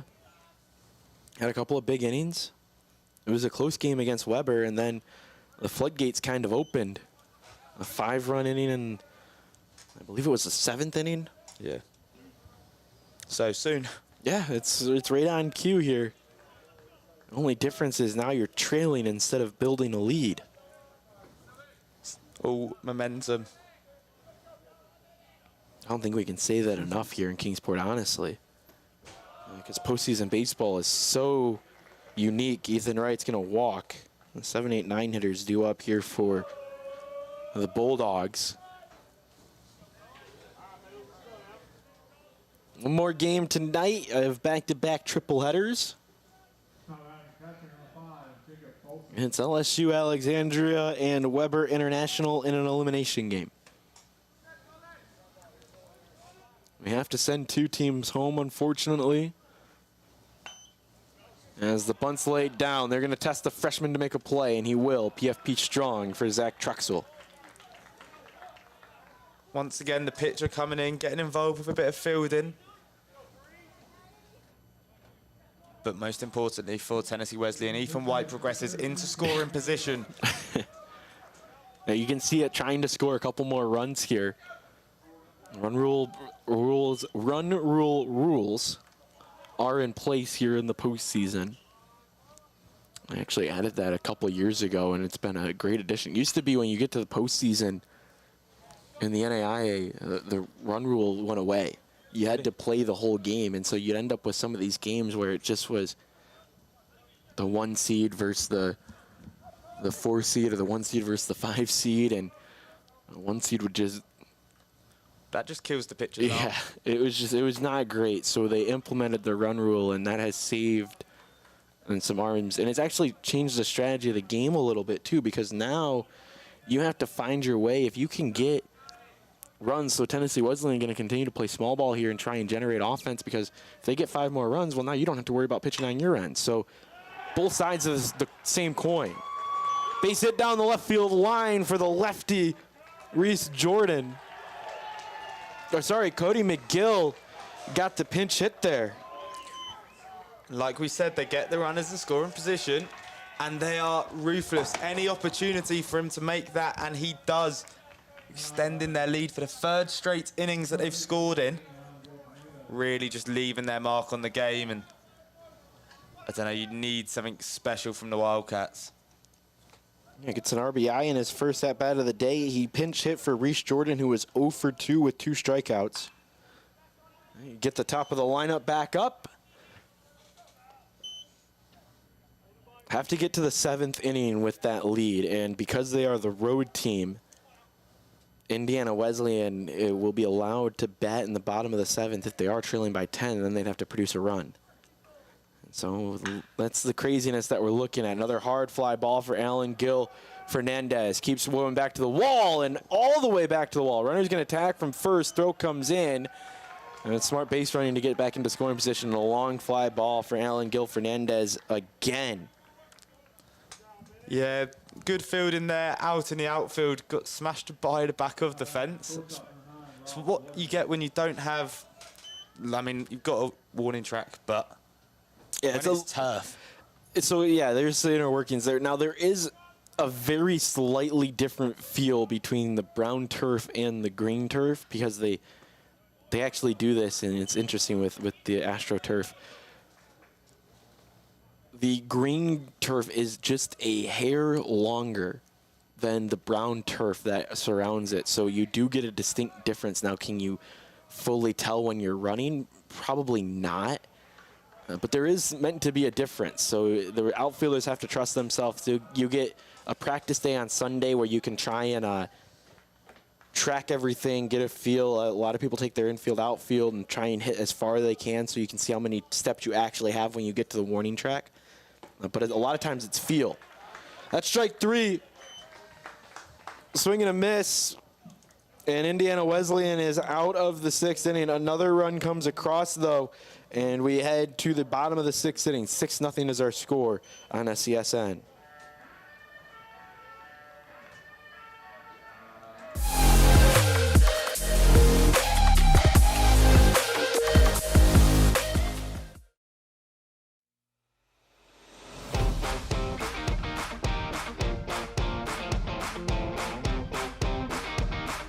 The Bays Mountain Park Adventure Course. Gear up and climb the Hawks Nest.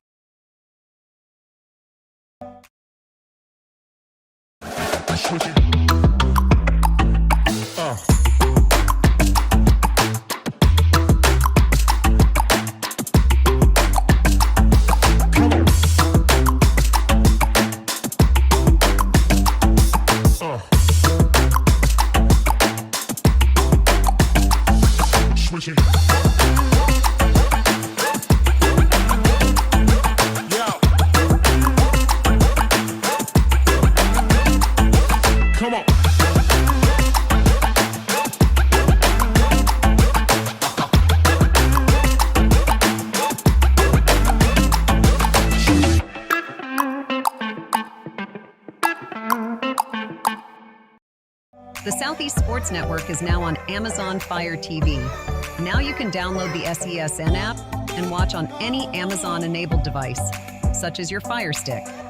The easiest way to download the app is to go to our website, find the Watch SESN tab, and click Fire TV app. Then just select your device from the list. That's it. Free and easy. Enjoy watching the Southeast Sports Network on your Fire TV, Fire Stick, or Fire tablet with just a few clicks.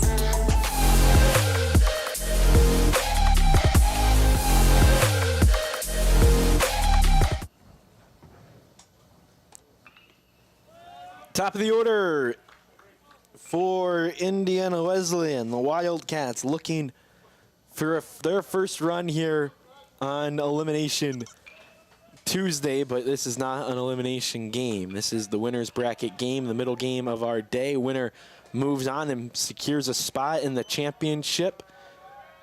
Loser has to fight on. Yeah, and it's getting to that stage that this is the perfect time for something to happen for the Wildcats. Top of the order, bottom of the sixth. If it doesn't happen now, I don't know. Could be too little, too late. Yeah, you got them. We often refer to, as we're in Kingsport, Tennessee, the mountain. And you don't want it to be too steep. That's a ground out. Outs do start to become at a premium at some point. Really, you don't have that conversation until about the 7th inning. This is kind of the last free will inning, if you will. Yeah, then mountains become steeper and steeper the longer in you get. It really starts to gradually increase when you get into the 7th inning and suddenly you're in single digits for outs being left. That's going to be lifted out into right field, and suddenly it's down to 10 outs left to work with. Yeah, lifted is an understatement. That ball was high enough. It could probably see the top of the mountain. Didn't have the legs on it to climb it, though. And we're surrounded by beautiful scenery here in Kingsport, Tennessee. See the beautiful trees beyond the outfield. They wrap around the entire outfield, and then behind us, it's a little bit more of a valley. You can't see that anywhere with the press box in the way, but trust me, it is. And we sit atop a hill.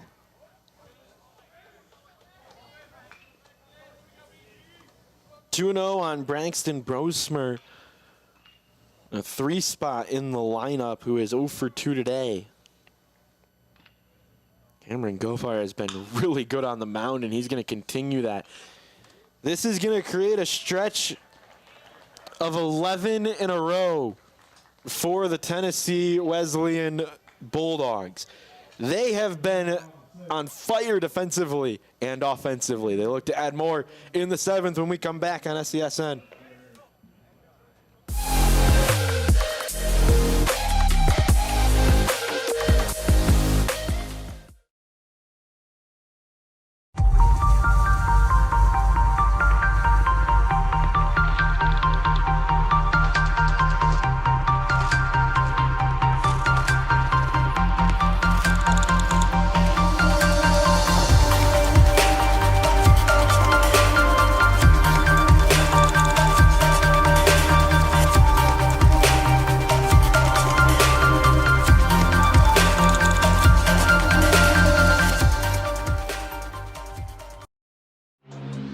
All of the ways to watch your favorite local and regional sports. Join us now on Twitch TV. You can also find NSBN on Amazon Fire TV, or visit us live on YouTube as we stream games there as well. Another fan favorite way to watch is NSBNsports.com. You can also find us through our NSBN app, free to download from the Google Play Store, and Roku TV, where you can find all of our content. NSBN Sports, visit us at NSBNsports.com.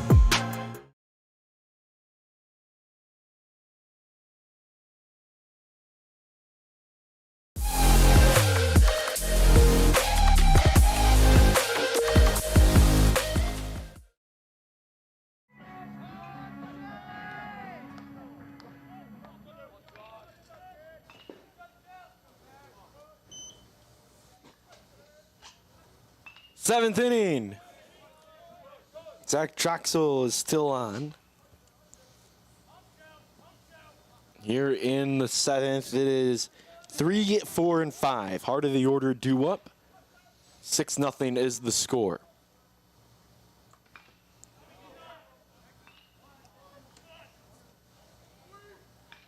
One and one. Shelley hit his 14th homer of the year. Back in the 5th inning. Got his 67th RBI. The hand action. Even though no one can see us. The inside baseball. It's been 5th game here of the week. When I say of the week, it's been 2 days. less than 48 hours. Ground ball to third for Shelley. Throw over in time for the out, and there is one away here in the 7th. A lot of baseball.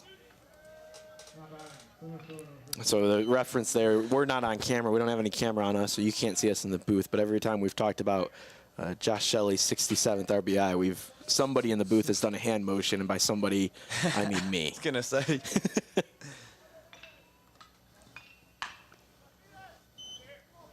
Ground ball to third again, back-to-back plays for Sightsinger, and there's 2 away. I can say that and shamelessly plug my TikTok. I went viral for a 6-7 moment during an Oakland University Education Day basketball game. So if you've seen that, no, you haven't. Selfishly, it's got like 4 million views on it. You take that. I take that any day, and they make a dime off of it. Not salty about it or anything. Do you get a different yard card per game? Each new game, you get a new yard card, yes. So you could theoretically use your yard card here. Yeah, I'll use mine here. Okay, so you're already 1 for 1 today, getting a little greedy here. If you didn't get a chance to see it, back in the first game, Dalton Wilson came up with the bases loaded, looking to extend the lead for LSU Alexandria. And my man here, Frank Osborne, called out the yard card moments before the pitch, got it in time, and Dalton Wilson sent one into the trees. And that was the first time the British man to my right had ever used a yard card. For the grand slam as well. And it was a grand slam, extended the lead. It was a much-needed grand slam because later in the 9th inning, William Woods made it a little interesting. Tying run came to the plate at one point in that one. Fouled away 3-2 on Colton Reynolds. It's not looking as good this time. Yeah, you went with the guy that's on a hot streak, 3 for 3. All base hits. Looking to add to it here. 3-2. Inside it will be a walk, so you get your yard card back. That's okay. On a walk you get it back. That's the nice thing. I knew he'd make the base. Yeah, you can have that too. We'll give you that. But I can't imagine the odds would have been very good for Colton Reynolds to make the base today, considering he's 3 from 3. Yeah, he's got 100% on base percentage here today. And the first pitch swinging is Brian Espinoza, who is 0 for 3 today.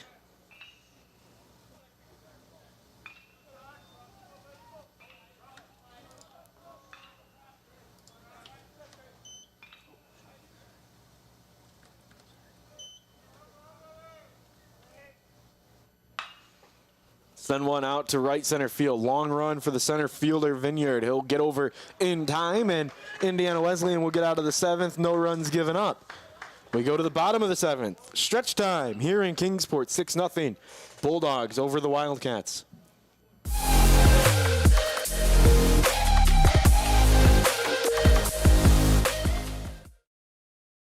What if you can have it all?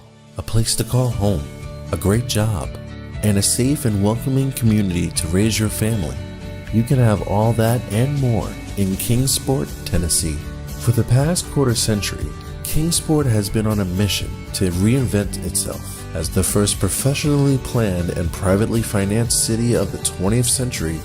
Kingsport has earned the nickname the Model City. From award-winning educational initiatives to business incubators to the surrounding natural beauty, Kingsport is just the right size to have the amenities you need without the traffic and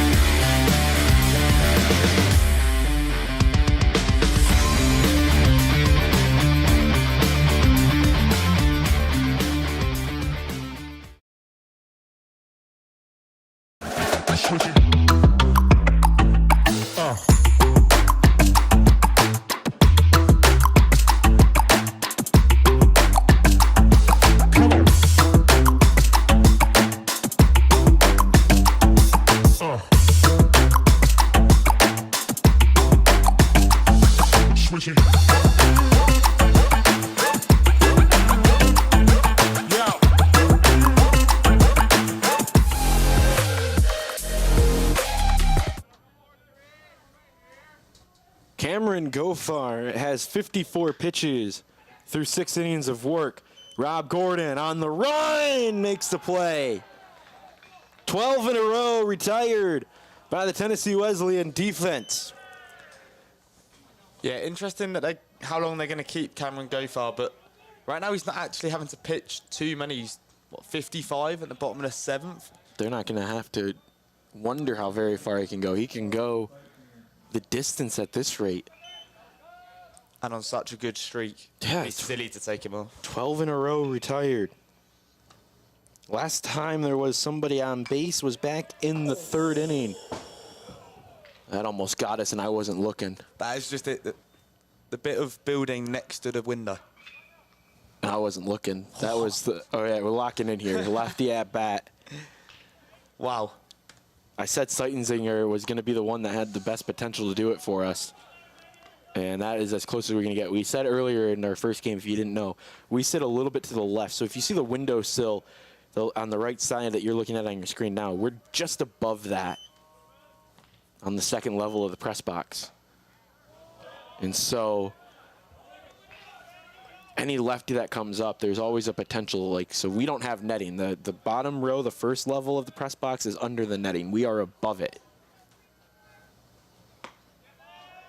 3-1 on Seitenzinger. Trying to be the first base runner since the 3rd inning. Well, back onto the subject about how far will Gofar go. They were able to trust Jackson to go the distance last time. There's the first base hit since the 3rd inning when Greg Vineyard got on. 12 in a row were retired before that base hit from Ben Seitenzinger. An interesting story you mentioned Jackson yesterday, and I think I know where you're going with this, but he was at 100, and I believe it was 119, 117 pitches, somewhere around there, after the 8th inning. Got through the 8th inning unscathed. Goes into the dugout. At that point, Billy Berry had made the decision that his day was done. He was going to go to a reliever. After some conversation, Jackson fought his way back onto the mound. And they came up with a game plan. They had a specific batter, a pitch count, or a man who gets on base. If any of those 3 happens, no matter when they happened, Jackson's day was done. Well, he goes out there and 5 pitches ends the game without anybody getting on base and any of the batters they were worried about coming to the dish. And he finished the day with 124 pitches, I believe. Yeah, about right. Well, he just watched Kevin Corsoran of the Wildcats throw a shutout, and it was his turn to do the same. Yeah. It was back-to-back games with a complete game shutout here in the opening round in Kingsport, which is a stark difference for Tennessee Wesleyan from their regular season. because in the regular season, Billy Berry is very strict with his pitching staff. He does not let them go over 100 pitches. It really doesn't even let them get that close to it. The difference is in tournament, pitchers win you titles. That's why the postseason changes. We saw last night in Williamsburg, I couldn't tell you exactly who it was, but in the Williamsburg Regional, 145 pitches. Wow.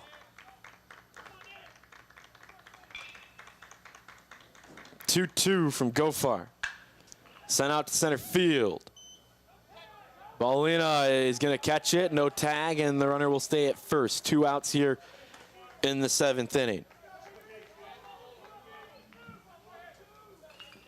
Yeah, it just looked like it had a bit about it as it left the bat, but Balani is quick. He covered that ground relatively comfortably.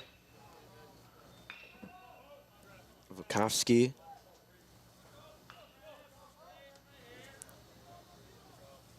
In the 7th spot. And swings at the first pitch and fouls it away. You're talking about it. Our next game is scheduled to start at 6 o'clock here. Have to have an hour in between. We're approaching about 20 minutes left before that mark. That's an elimination game between Weber International and LSU Alexandria. 0-1. Lifted. This one should stay in the ballpark. Alan Gil Fernandez is underneath it, and Cameron Gofar is through 7 scoreless innings, only giving up 5 hits so far, and he's done it in 65 pitches. We'll be right back on SESN.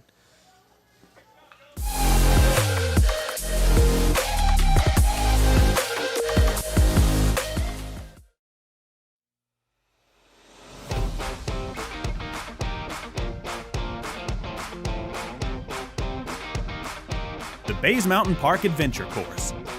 Gear up and climb the Hawk's Nest. Work together as a team to complete 4 high ropes challenges, all while suspended 40 feet in the air. Finish with a zip through the canopies on our 310-foot zip line.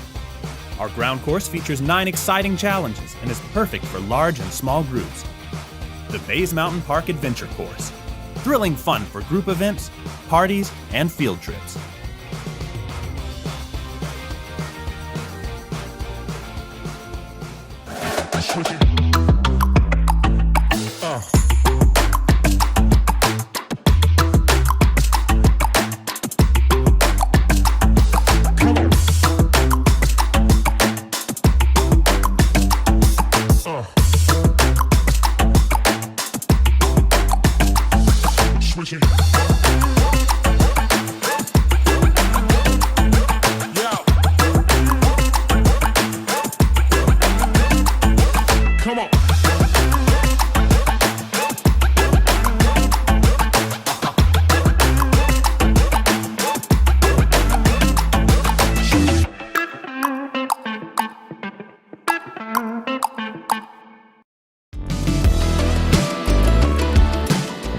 Want to watch your favorite Southeast teams in action? We've got you covered. Stream.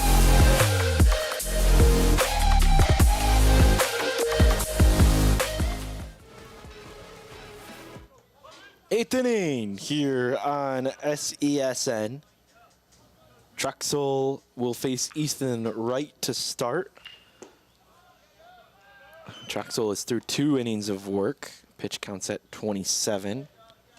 7, 8, 9 due up. You need as quick of an inning as you can get here if you're Indiana Wesleyan. Not easy to do. Against Tennessee Wesleyan, they have left runners on in all but 1 inning. Only have gone down 1, 2, 3 one time. That was back in the 3rd. Which feels like a very long time ago, the way Tennessee Wesleyan are playing. 5 runs spread across 3 different innings, so 4 different innings actually. 2 in the 1st, 1 in the 4th, 2 in the 5th, 1 in the 6th. You've done it on 8 hits offensively.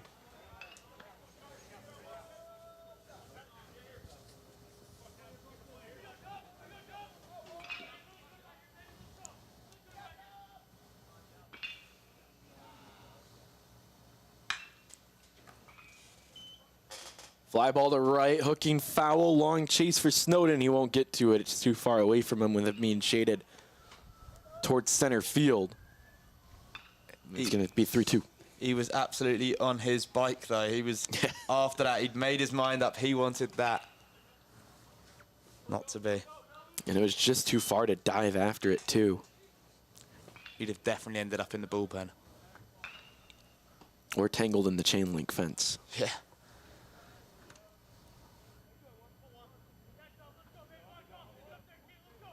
Three, 2.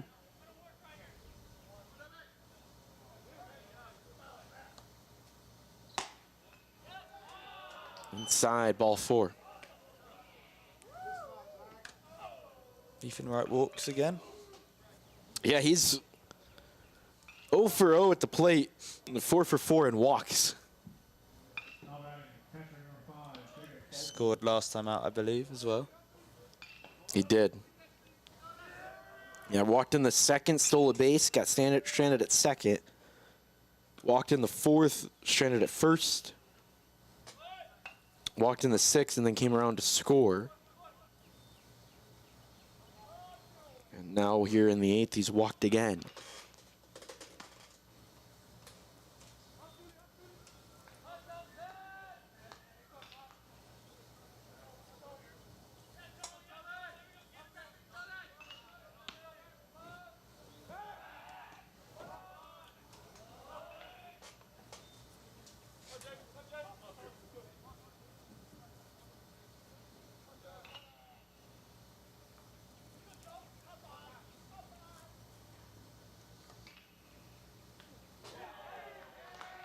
And another walk allowed. So Ethan Wright walks to scoring position. Tolson makes his way to first. Hit by the pitch.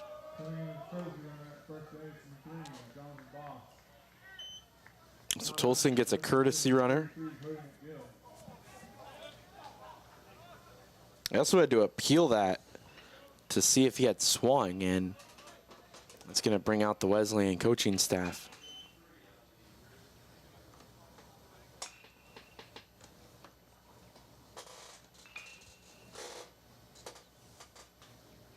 See what the decision is here.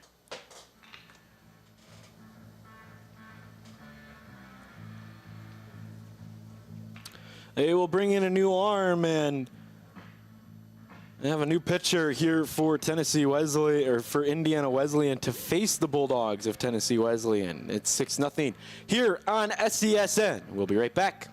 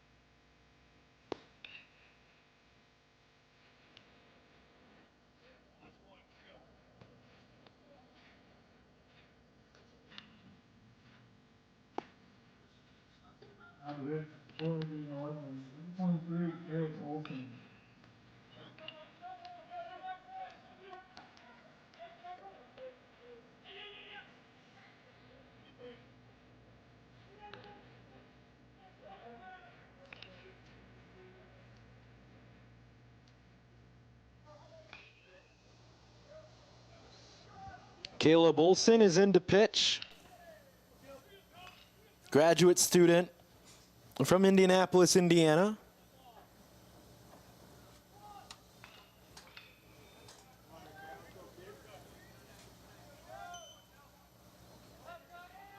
Here on day 2 of the NAIA opening round.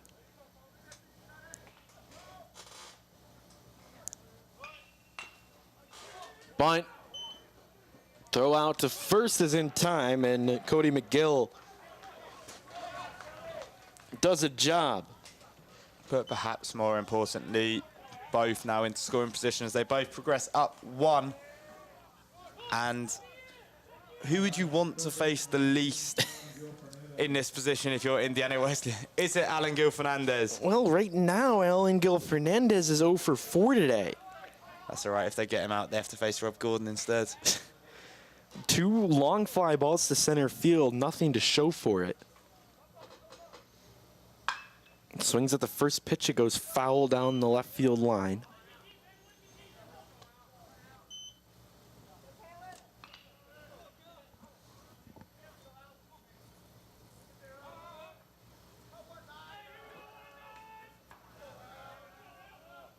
Infield is in, down by 6.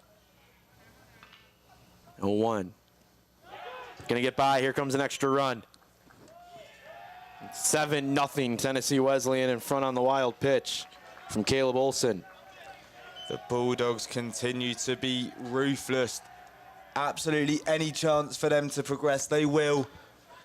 There was an argument to be made that Tennessee Wesleyan should have been a 1 seed. I think that's a fair argument. And we are seeing it in real time.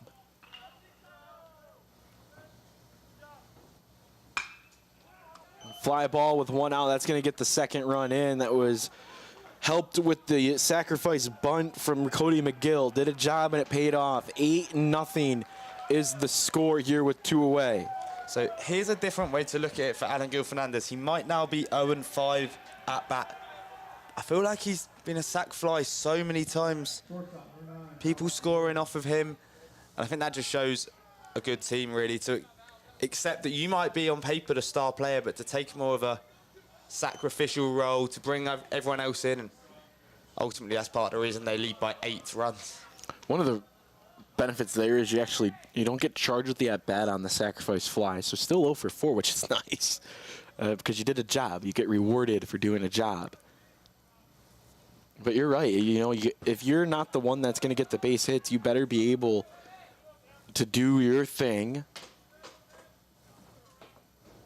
and help get runs on the board. And that is certainly what this whole entire lineup has been able to do.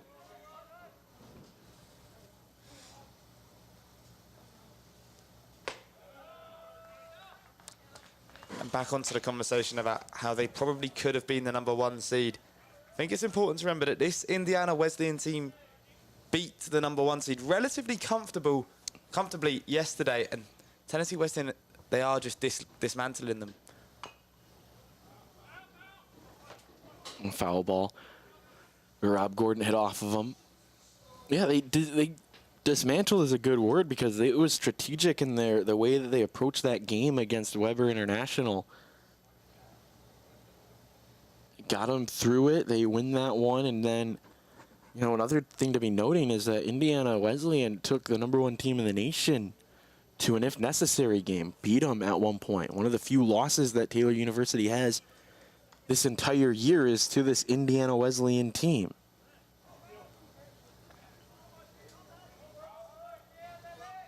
And there is a world where Indiana Wesleyan have to face Weber again. Yeah, we could see that tomorrow in our first game here from Kingsport. That's an elimination game at 11 a.m. The winner moves on to the championship. That's at 2:30. That will face the winner of this game. And as of right now, you can pencil in Tennessee Wesleyan. And Tennessee Wesleyan at that point would only need a win. And they would advance to Lewiston for the NAIA Vista World Series. If the winner of the elimination game in the morning is able to sweep that day, and that means win their elimination game and then, of course, beat the winner's bracket team. That forces an if necessary game that will be played on Thursday. I believe it's listed at 2:30.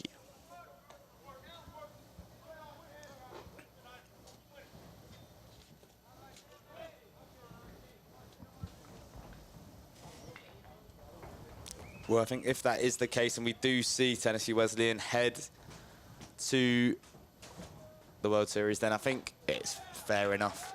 Nobody here that's watched this will be able to say they don't deserve to go.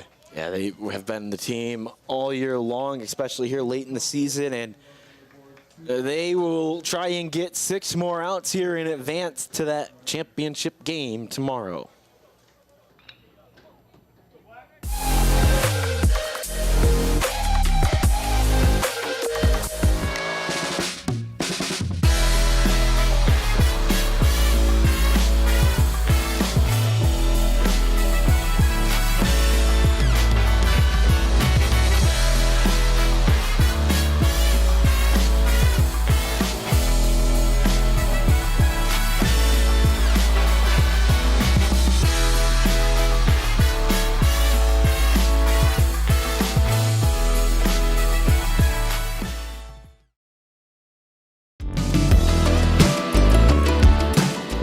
Want to watch your favorite Southeast teams in action? We've got you covered. Stream live games and highlights on YouTube, Twitch, Amazon Fire TV, Stream TV, and more. For all the details, visit our How to Watch. Hold on. The previous play is under further review. I'm not sure what he could review, but okay.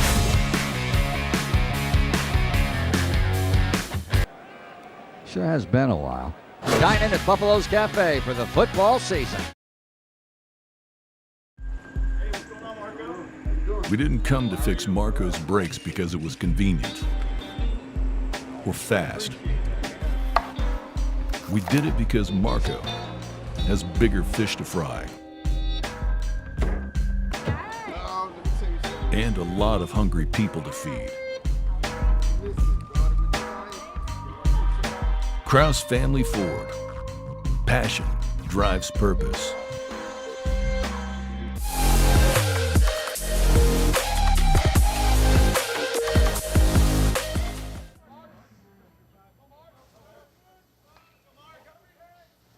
Gofar back on the mound here with 66 pitches under his belt. The 67th is a ball.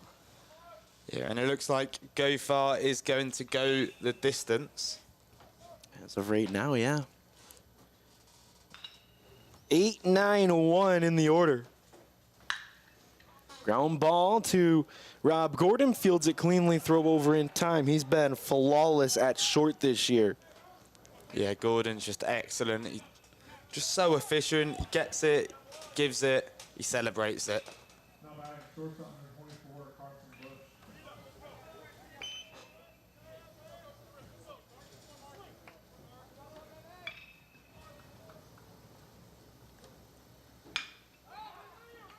Fly ball, giving chase as Reynolds lays out for it, but it's foul and just out of the reach of his glove. Yeah, almost losing. Well, he did lose his hat on the chase. He did. One of those, I'd like to call them Hollywood type plays, where if you get there, everyone is very impressed. Yeah. And I think he's searching for that clip already if he's caught that. Just trying to find it, yeah. You're right. Carson Bush is the batter. Fouls it back to make it 0-2.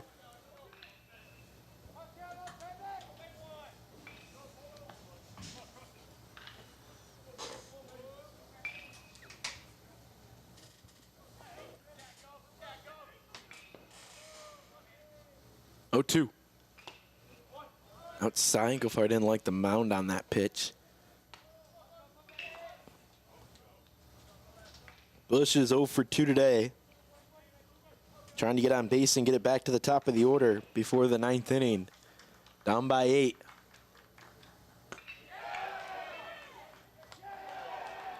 Called strike 3, a delayed call. I mean, that's the second out. as delayed of a call as we have seen here in Kingsport. Yeah, you heard the celebration from the dugout, and then a pause, and then another celebration from the dugout. Any reason to give the Bulldogs dugout a little bit more reason to celebrate? They're going to take it. 71 pitches for Gofar.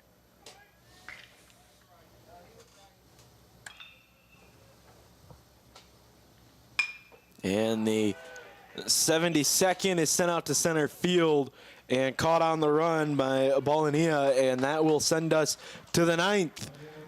I don't need insurance, but you can add some if you'd like. I'll take credit, debit, whatever you want if you're Tennessee Wesleyan. We'll be right back on SESN.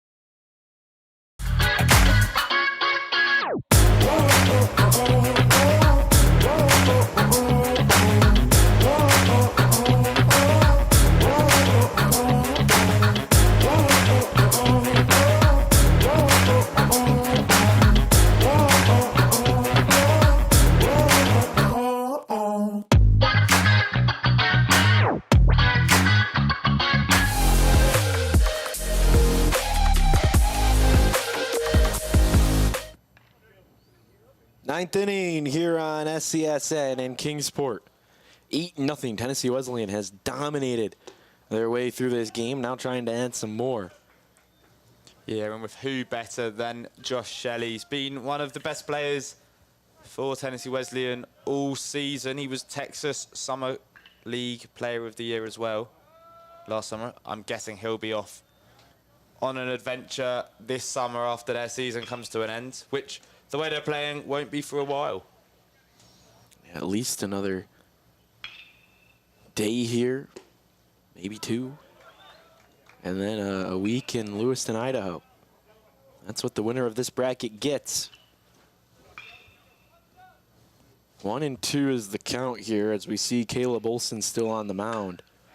That's going to be sent right back up the middle for a base knock, and Shelley does what he does best. Yeah, arrowed straight at the head of the pitcher. Did well to get out the way.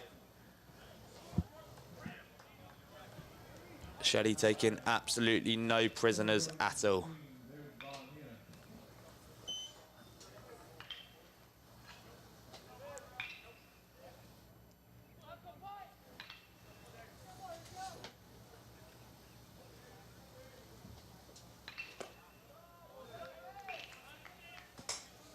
First pitch ball, needing outs here if you're Indiana Wesleyan.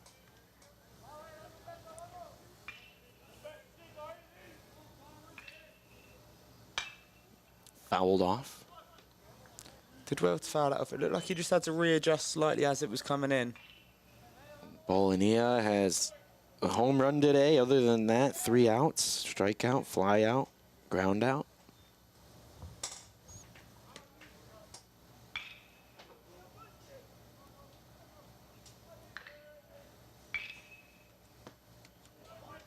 Pitch called a strike.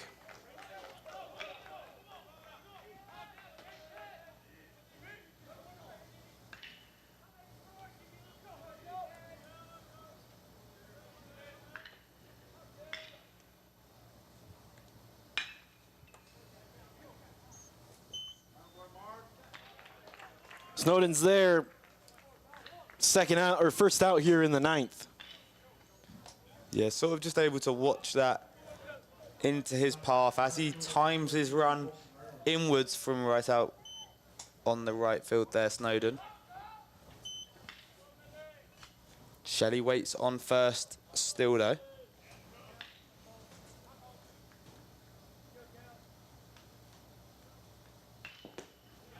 Swing and a miss. Here is the man of today though. Reynolds has been brilliant at bat.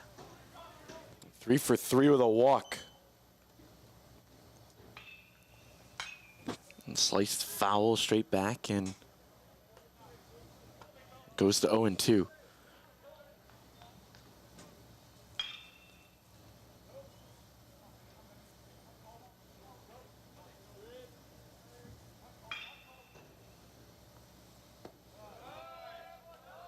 Another one down and away.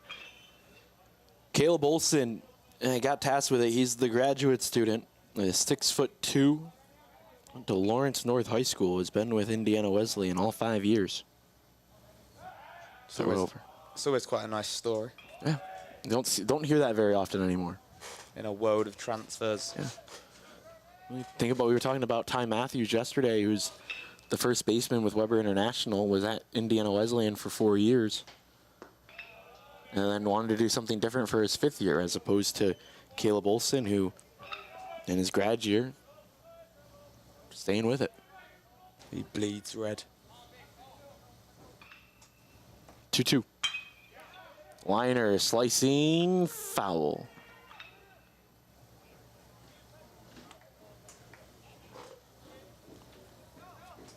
So just a long strike.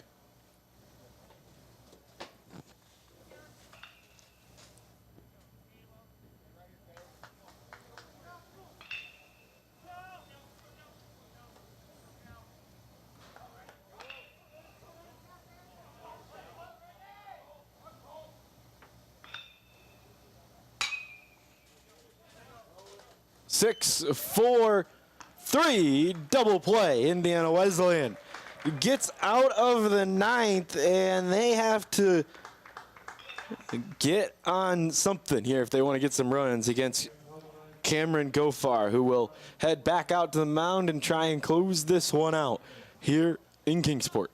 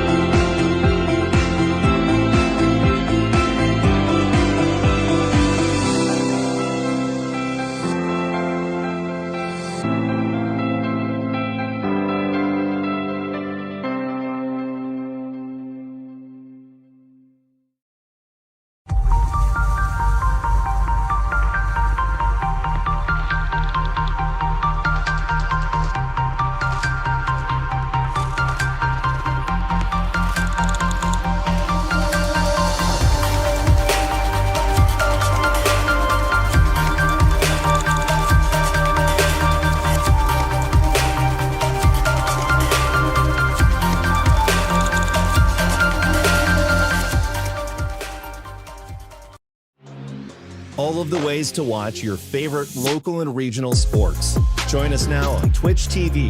You can also find NSBN on Amazon Fire TV or visit us live on YouTube as we stream games there as well. Another fan favorite way to watch is nsbnsports.com.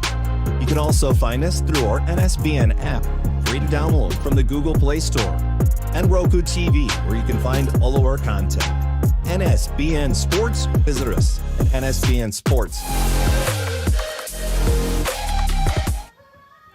Welcome back here on SCSN. Bottom of the 9th inning. Last chance for Indiana Wesleyan. They need 8 runs to force anything extra. Cameron Gofar has been, as advertised, the Wesleyan Bulldogs have only had to use 2 arms so far and trying to keep it that way here in the 9th. He's at 73 pitches. And he will face the 2, 3, and 4 hitters. Yeah, Gofar trying to do what Justin Jackson did last time out, just in less pitches. That's sent out to Ballerina, or Ballania. He will get the first out, and there's one away for the senior from San Diego, California. There's a transfer from San Diego Mesa.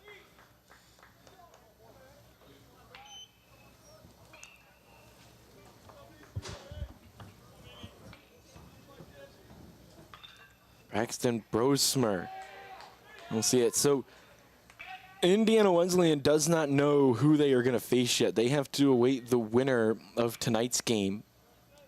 That game will be tomorrow, though, at 11 a.m. Do you think they'll stay and watch? I think a couple of them will stay, maybe watch the start of it and get a feel. But like you said, we've talked about this before, but for the most part, all these teams, it's so easy to get access to film. That's a high fly ball tracking into foul territory, and Rob is going to call everyone off, and Gordon hangs on to it. How good has he been today?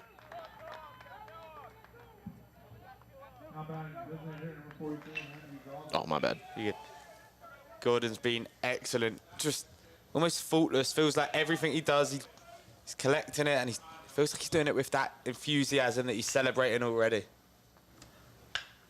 And right on cue, he'll get the final out, a complete game shutout for Tennessee Wesleyan, and they will advance to the championship game here in the Kingsport bracket of the NAIA opening round behind Cameron Gofar. They also had another complete game earlier with Justin Jackson. He threw a complete game. This one had to one-up him and get the shutout. Yeah, absolutely, and he did it with less pitches as well. Tennessee Wesleyan, don't you just think they look like the team, and they look like they know they're the team. Everything they're doing it with that enthusiasm, that swagger, that they're here to do a job. This is just the next step. This isn't for them nationals. This is the play-in to get to where they need to be. Yeah, they just got to keep playing how they're playing. That's kind of the vibe right now.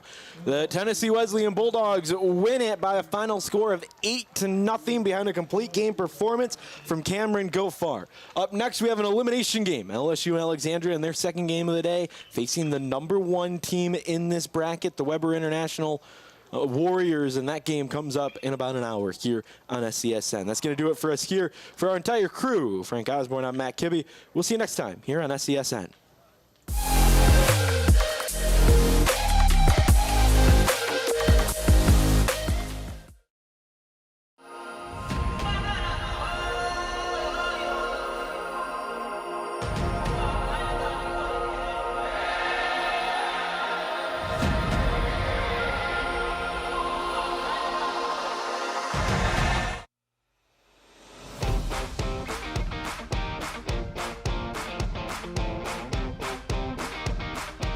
Bays Mountain Park Adventure Course. Gear up and climb the Hawk's Nest. Work together as a team to complete 4 high ropes challenges, all while suspended 40 feet in the air. Finish with a zip through the canopies on our 310-foot zip line. Our ground course features 9 exciting challenges and is perfect for large and small groups. The Bays Mountain Park Adventure Course. Thrilling fun for group events, parties, and field trips.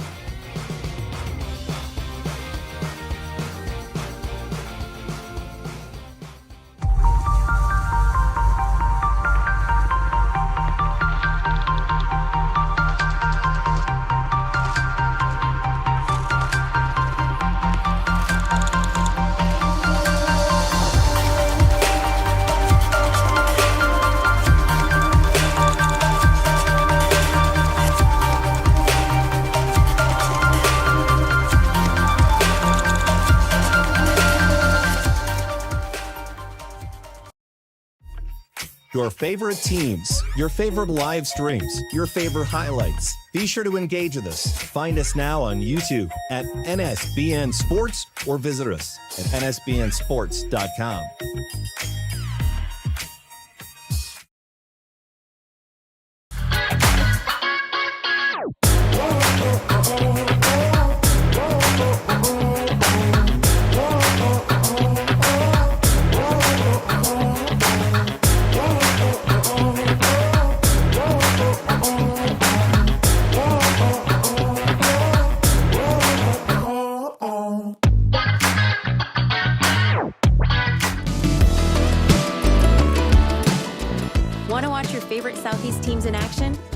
covered. Stream live games and highlights on YouTube, Twitch, Amazon Fire TV, Stream TV, and more. For all the details, visit our How to Watch page at sesnsports.com. It's your one-stop guide to catching every play, every time, wherever you are. The Southeast Sports Network, bringing the game to you anytime, anywhere.